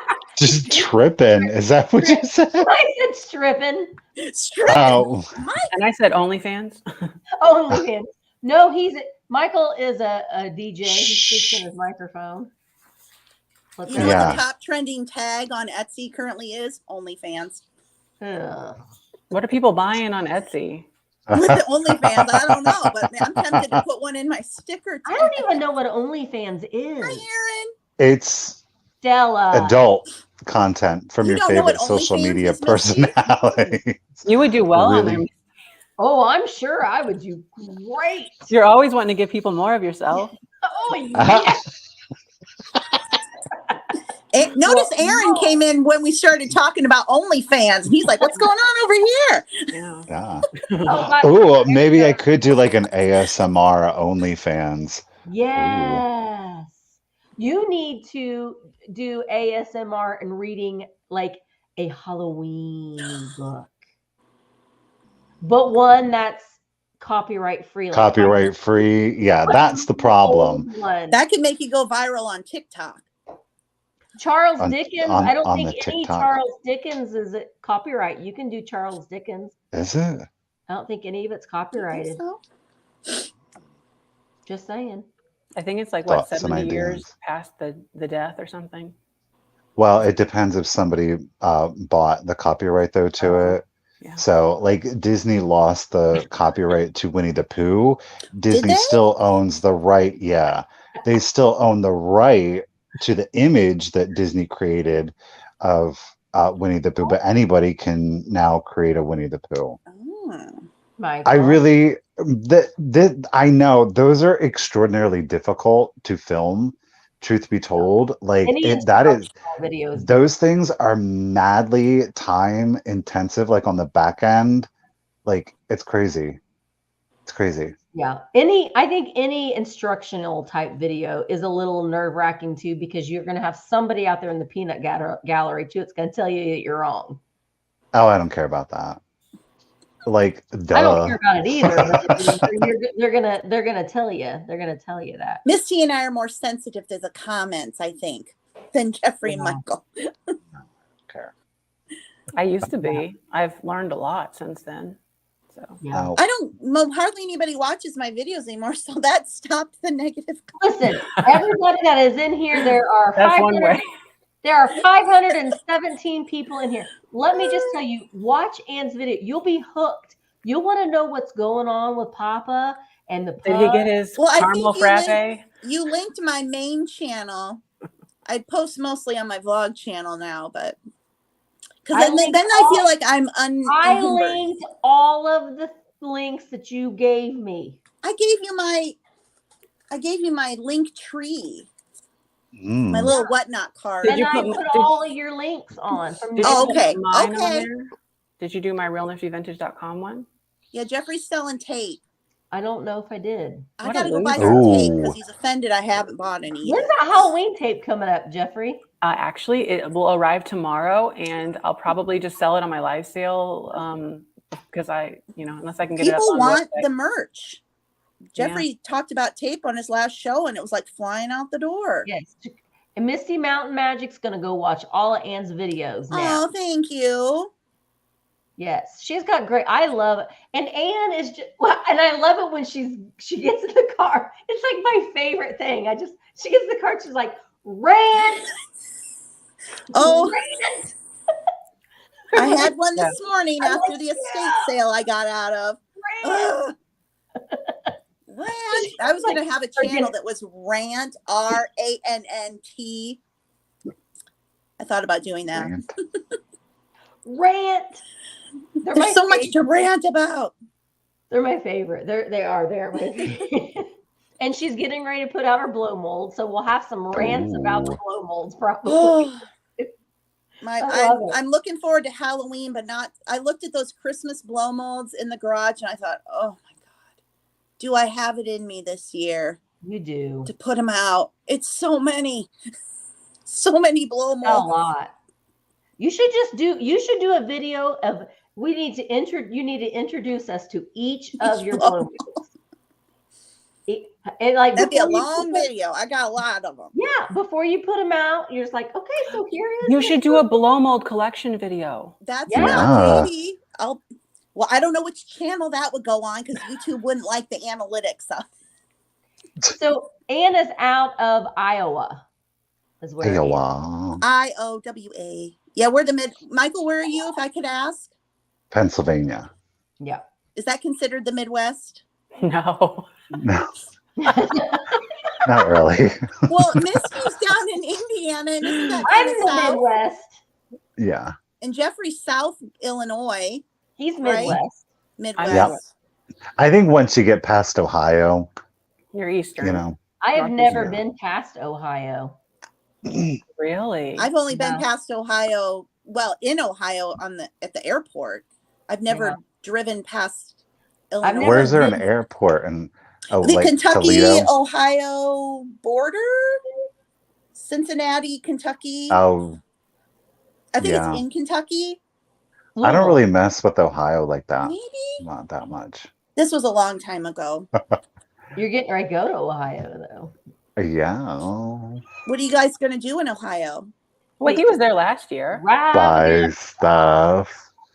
Buy Do you stuff. stay together the whole time? Because I was telling No. Jeffrey, when you were on your trip to Colorado, that's a long, you know, when you're with people and you kind of want to like be on your best behavior, that's a long time to hold a fart.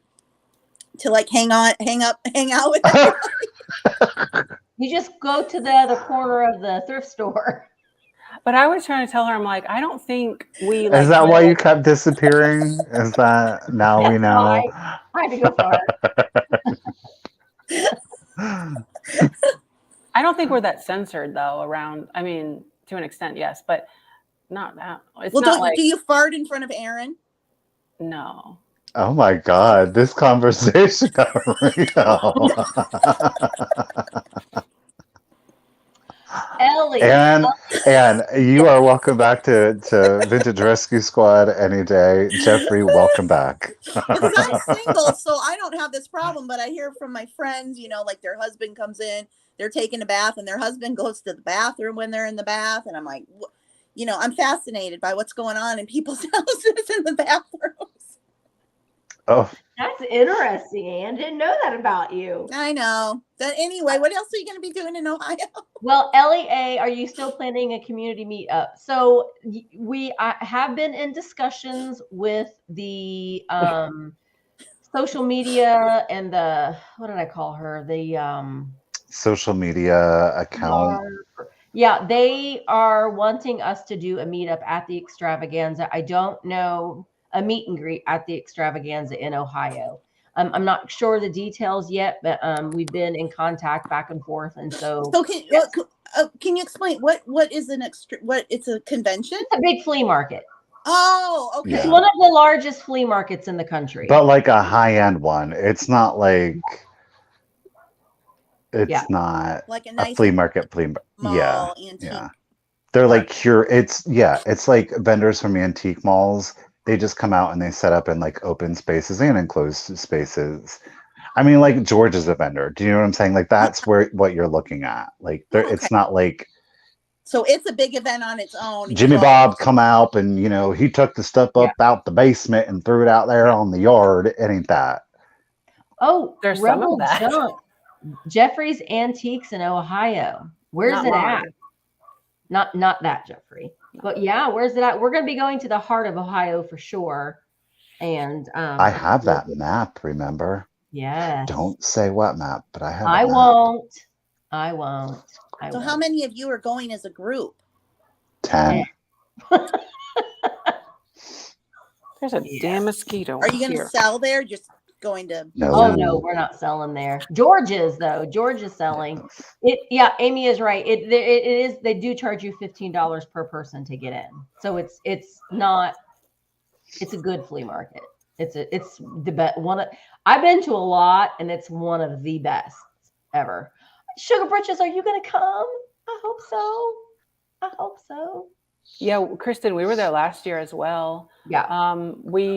A lot of us stayed at a house, and I think this time I forgot what was happening. But we're all staying in the same bed and breakfast, but we basically have the whole house to ourselves. But we're that poor man, the poor owner. God, John is he is excited. His name is Richard, isn't it? Richard, yes. Sorry, Richard is excited for us to come. Richard is an antiques lover himself, so when I spoke with him, I said, we're all content creators on YouTube, and we're here for the extravaganza, and so he's good. Well, it'll be a great advertisement for him. You show the bed and breakfast. Are you going to be sharing bathrooms? No, everyone has their own. Mystic. No, last year we did. We did last year.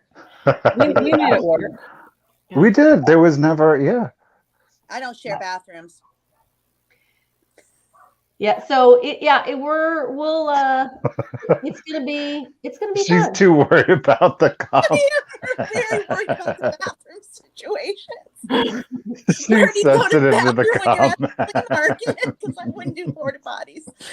Well, that's what you just say. Look, we all do it, and then you're like, "Yo, You know- 15-minute warning, 15-minute warning, don't go into the bathroom." Take your spray, take your matches, light your match.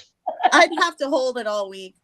I couldn't. Wow. I couldn't do And it. I think you're like a germaphobe. She was Marco Poloing me earlier, walking around an estate sale with a wet wipe in her hand. Well, yeah. Because You Oh touch God, the I stuff did and then that. you wipe. Oh yeah, Yeah, I go through a Michael whole did pile that when I'm when at a estate sale. oh when we wow. were in Colorado. Michael kept handing Not out. when we were in. Oh yeah, I did. Well, those were just like facial cleansing cloths because it's important, you know. What's You my get Etsy sweaty. store? You don't want that on you. Can you go to my LinkedIn? Can you see that? It's Jean Lee it's Publishing. Jean Lee Publishing. I'll put it in. I'll make sure that it's in the description before. Someone asked. I wasn't And trying to. realniftyvintage.com.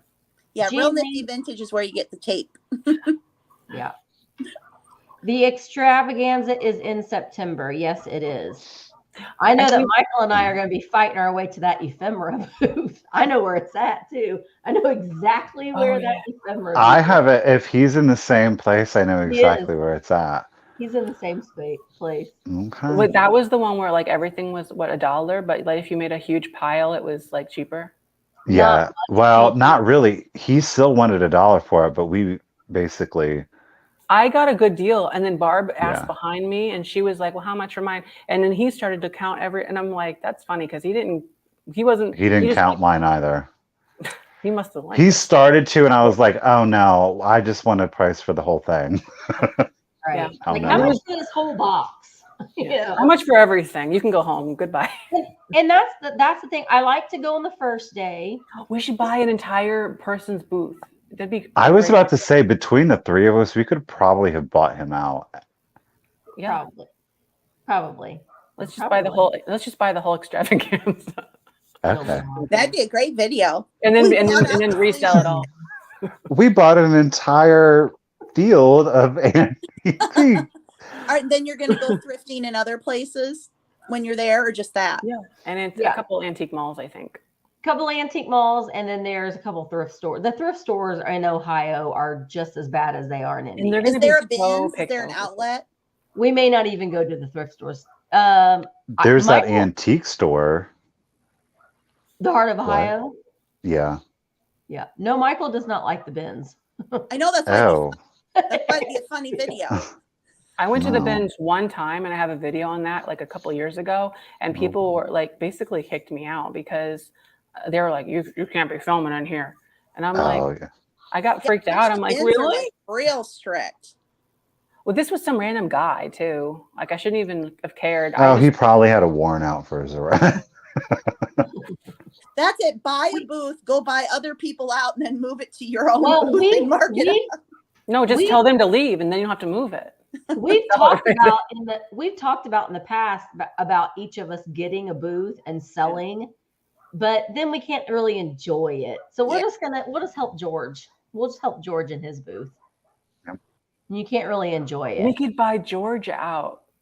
He'd be so happy. He would. He'll be like, all right, well, I got another van load here. Yeah. Does he Yeah. buys out estates? He's an estate sale company. And he goes around the country to different antique flea markets like this, and he'll buy something at one and then turn around and sell it at another area that it'll do better at. Yeah. What are the The dates again? The 15th? The Oh, you got it. 15th through the 15th, 16th, 17th, 18th, I think, 15th through the 18th of September. What? Friday, Saturday, Sunday. Sunday, So 15, 16, 17. 17th. Yeah. Something like that. Something like that. Now, Michael, you're staying Something. through Monday, right? No, I'm staying through Sunday and leaving Monday morning. That was a little intense. Last That year was was a a lot. little. It's only like a 2.5 hour drive for me, so it's not too bad. I for always me. think that we need more time because, like, I know. we didn't even get to roast our marshmallows. I was so mad. Yeah, but it was like 90 degrees out, remember? Well, you could. Yeah. Sarah and David are coming back to Bedford, and we're going to be roasting some marshmallows in my house. I want to roast some marshmallows. Oh, there you go. Jeffrey, when are you going to go visit Misty? Weren't you going soon? I don't know when we can fit it in. I mean, who knows? And she's supposed to come here. We got a whole bedroom. Oh, I got invited to stay in the bedroom too. From me? Yeah. Oh, yeah. I forgot. The bedroom with the balls in it. She's going to bring, it's going to be Ann and Papa and the pugs. They're all going to come. The 90-year-old. He'd be so confused. There's not a McDonald's in it. That's real close. Oh, well, if there's no caramel frappe within 5 minutes, we can't go. Well, it's 20 minutes, but. Jeffrey thinks he might come up to Waterloo next year and come to our theme park. Yep. I want to do that too. Yeah. You could film it for your new channel. Right. Our new Lost Island theme park. It's going to be so beautiful next year. 3 new Jeffrey, rides. we should go. Jeffrey, let's go. Let's do a road trip. You can antique while you're here at the 2 crappy Goodwills. I saw her sad antique store, and it is sad. Oh, the expensive one or the Goodwill? They're both sad. The expensive one. It was sad. Yeah, the expensive mall that's very, very expensive. Yeah. Yeah, Ohio has Cedar Point. How far away is that from Springfield? Cedar Point's way up north in Ohio, I think. Hi, Diane. Diane's probably coming to the extravaganza. And Johnny's Diana's husband. We love them. I'm in the southern part. Oh, is SeaWorld not in Ohio anymore? SeaWorld? That's Florida, isn't it? No, there was SeaWorld in Ohio. I remember. Years ago. Yeah. Oh, it's not there anymore. Sad. Really? Shamu said, forget this. SeaWorld. Jeffrey, I told Jeffrey the next time he goes to Orlando, and he needs to do SeaWorld and Busch Gardens down in Florida. They're beautiful. And Misty needs to go to Disney World again. I'm really considering, Mike. I've told my family that instead of Christmas gifts, let's just go to Disney. But that's a horrible time to go.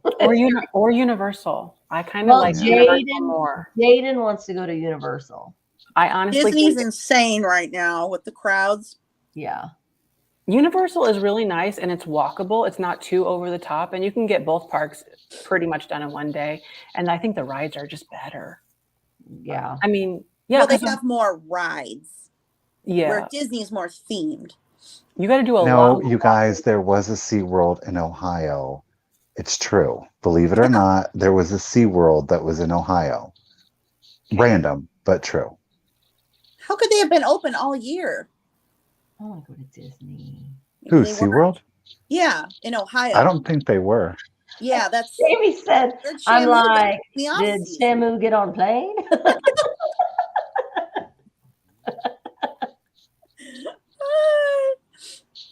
Oh my gosh. All right. Wait, Star is saying, that's so weird. We're going to do it at the same time?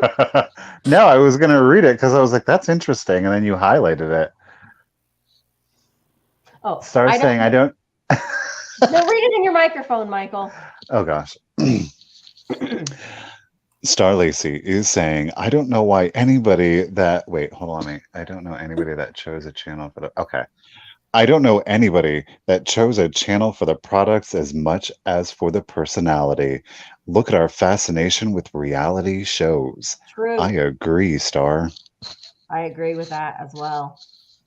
I mean, but that's what they do on TikTok. They have their thing and they're like, and today we're going to let you know. Yeah, but they don't have a voice like Michael's. They're like, hey, guys. I'm so excited.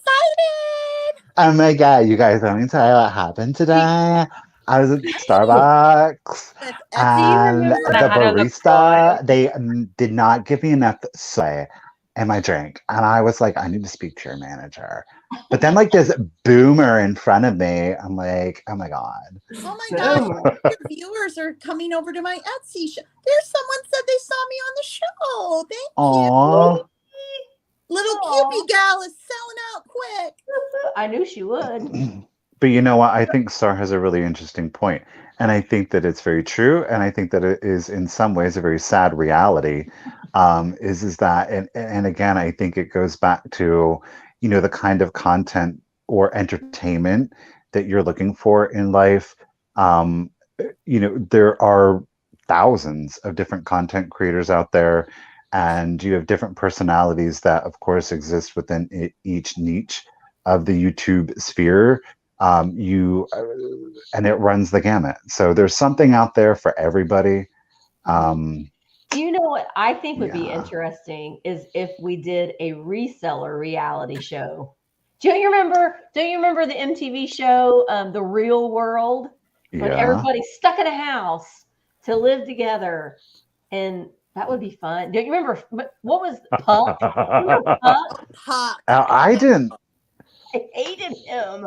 That It's booger not flinging, yes. Oh man.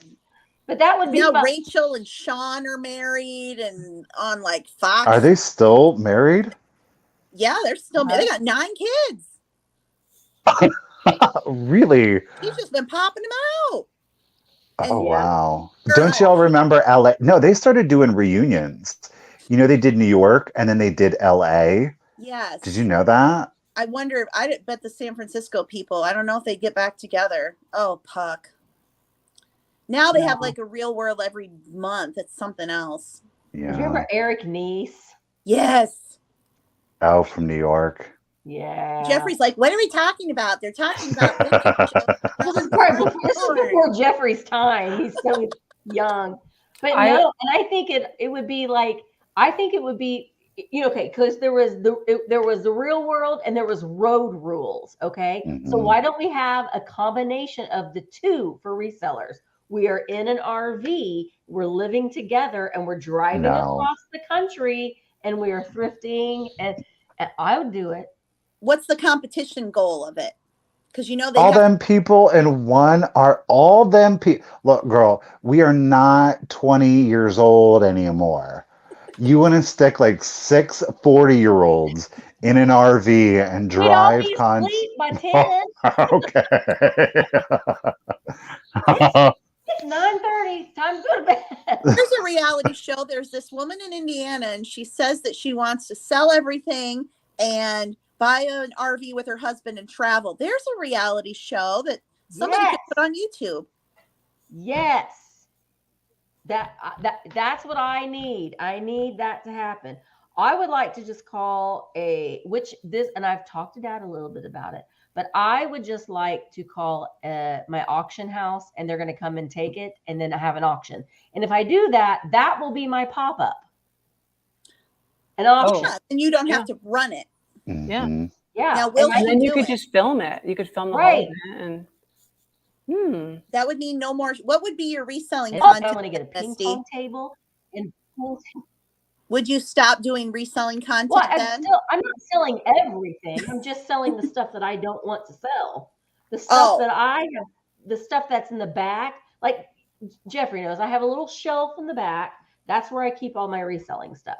Everything else is just overflow from when we had our brick and mortar open. But I did buy me a desk on wheels, and I'm wanting to do a whatnot sale to where I'm just wheeling around my shop and standing in front of a cabinet and just pulling those things. People love those. Yeah. So that's what I'm going to work on. If you can manage the moving parts. Yeah. So do we have any questions? Because there's like only 7 minutes left. 4. Oh. Well, you're looking at the timer. Yeah. We've been on for 1:53. Ooh. No, I'm not selling Pinky Blackberry Thistle Tea. Not selling Pinky. If I sold the building, I would have to sell Pinky because Pinky won't fit in my house. Not long. No, Pinky's, my ceilings are too low. My dad does not like being in camera. I try, and he's like, Dad no. loves it. I filmed him this morning and I said, Dad, you're on camera. And he said, I want my own show. I said, what would it be called? The Chuck Show. Oh, you should have him do and say, Dad, this is the Chuck Show. What are we doing today? What do you think he'd say? He'd say, what? What'd you say? I love it when you go in and you're like, I'm filming. Be nice. Yeah, don't come out swinging. You're on camera. Do you want to talk about your stickers, like how you have the logistics of it? How I what? The logistics of it, Saturn Girl. The logistics of a sticker shop? Kinda. They're asking if you print them yourself. Oh, no, I don't. Jeffrey's done the ones where he printed with the Cricut. Yeah. But I get the images and then I send them to be printed and then shipped back to me and loaded up on Etsy that way. So I'm doing the physical product. Some people do third-party printing, like print on demand type things. Mm-hmm.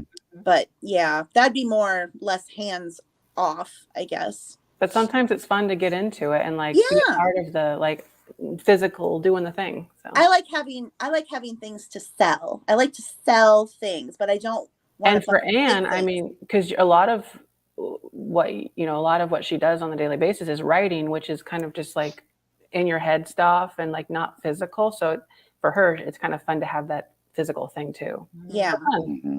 Yes, just like your tape. Oh yeah, my shipping tape. Real Nifty. So do you?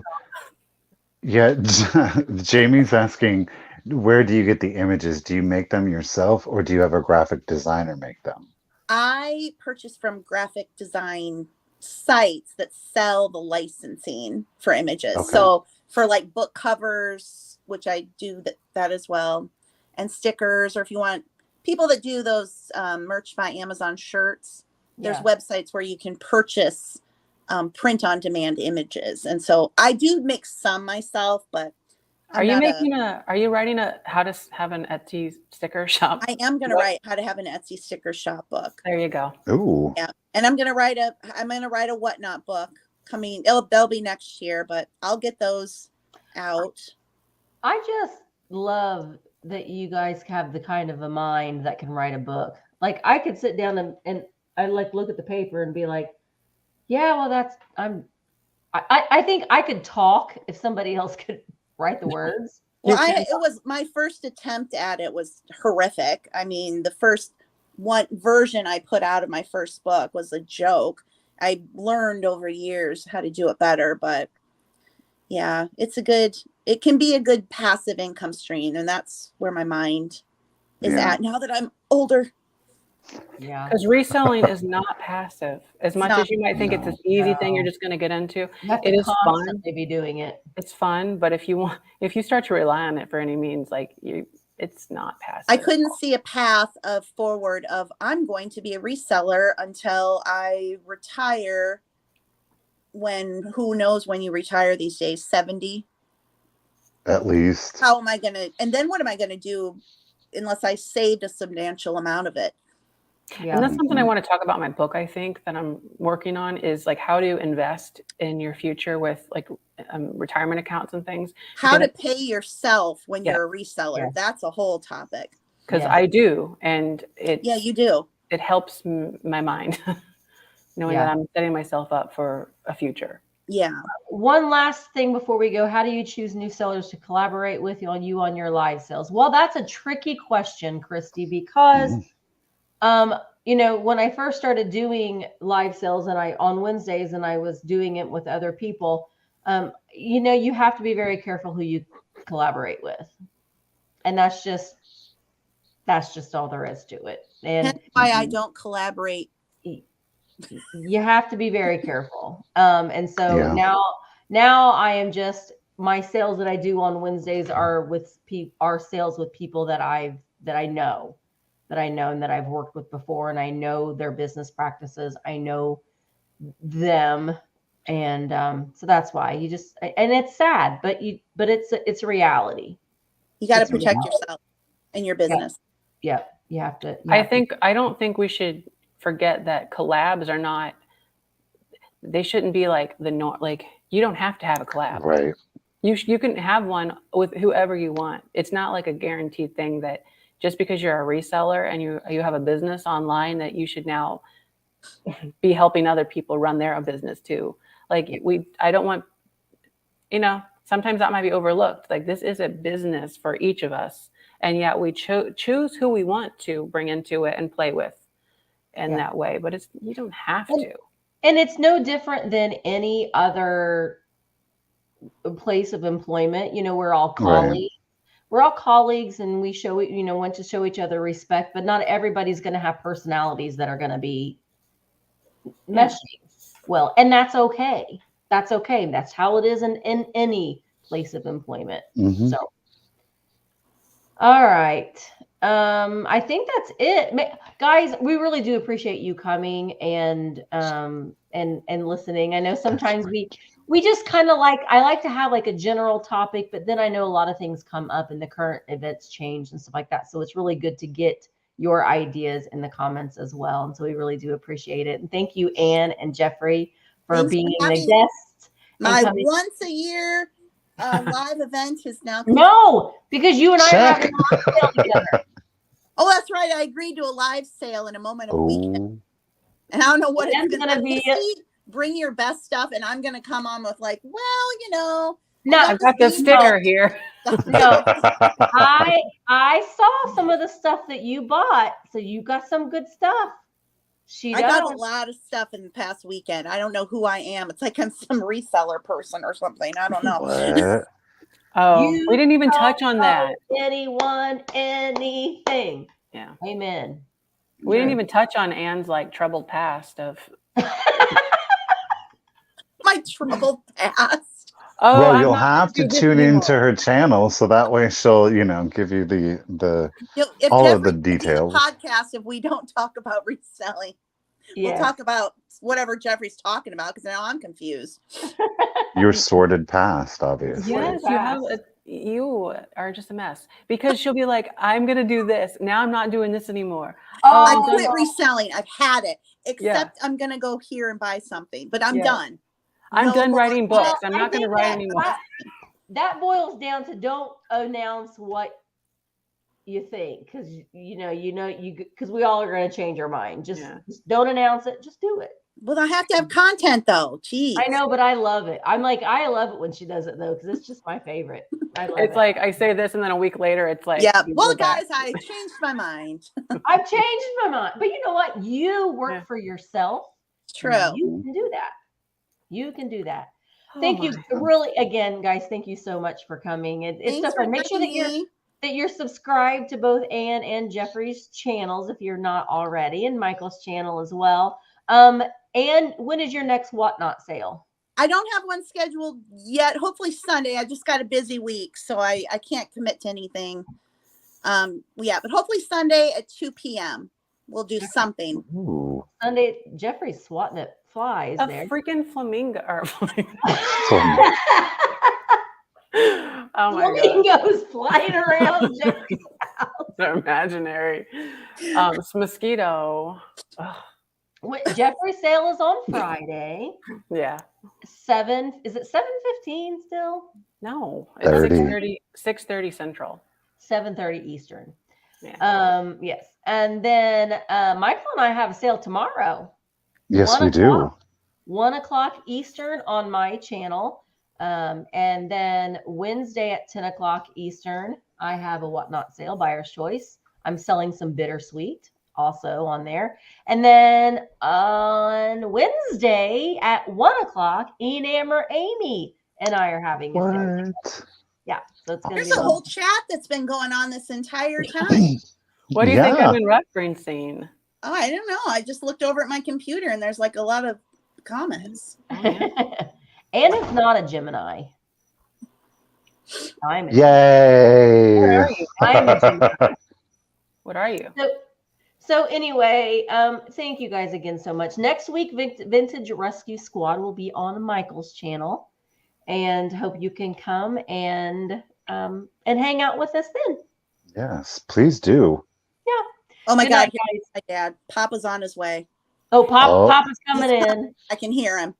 He's coming in hot. He's coming in hot. All right, guys. Thank you so much. And Bye. we will see you in the next one. Bye.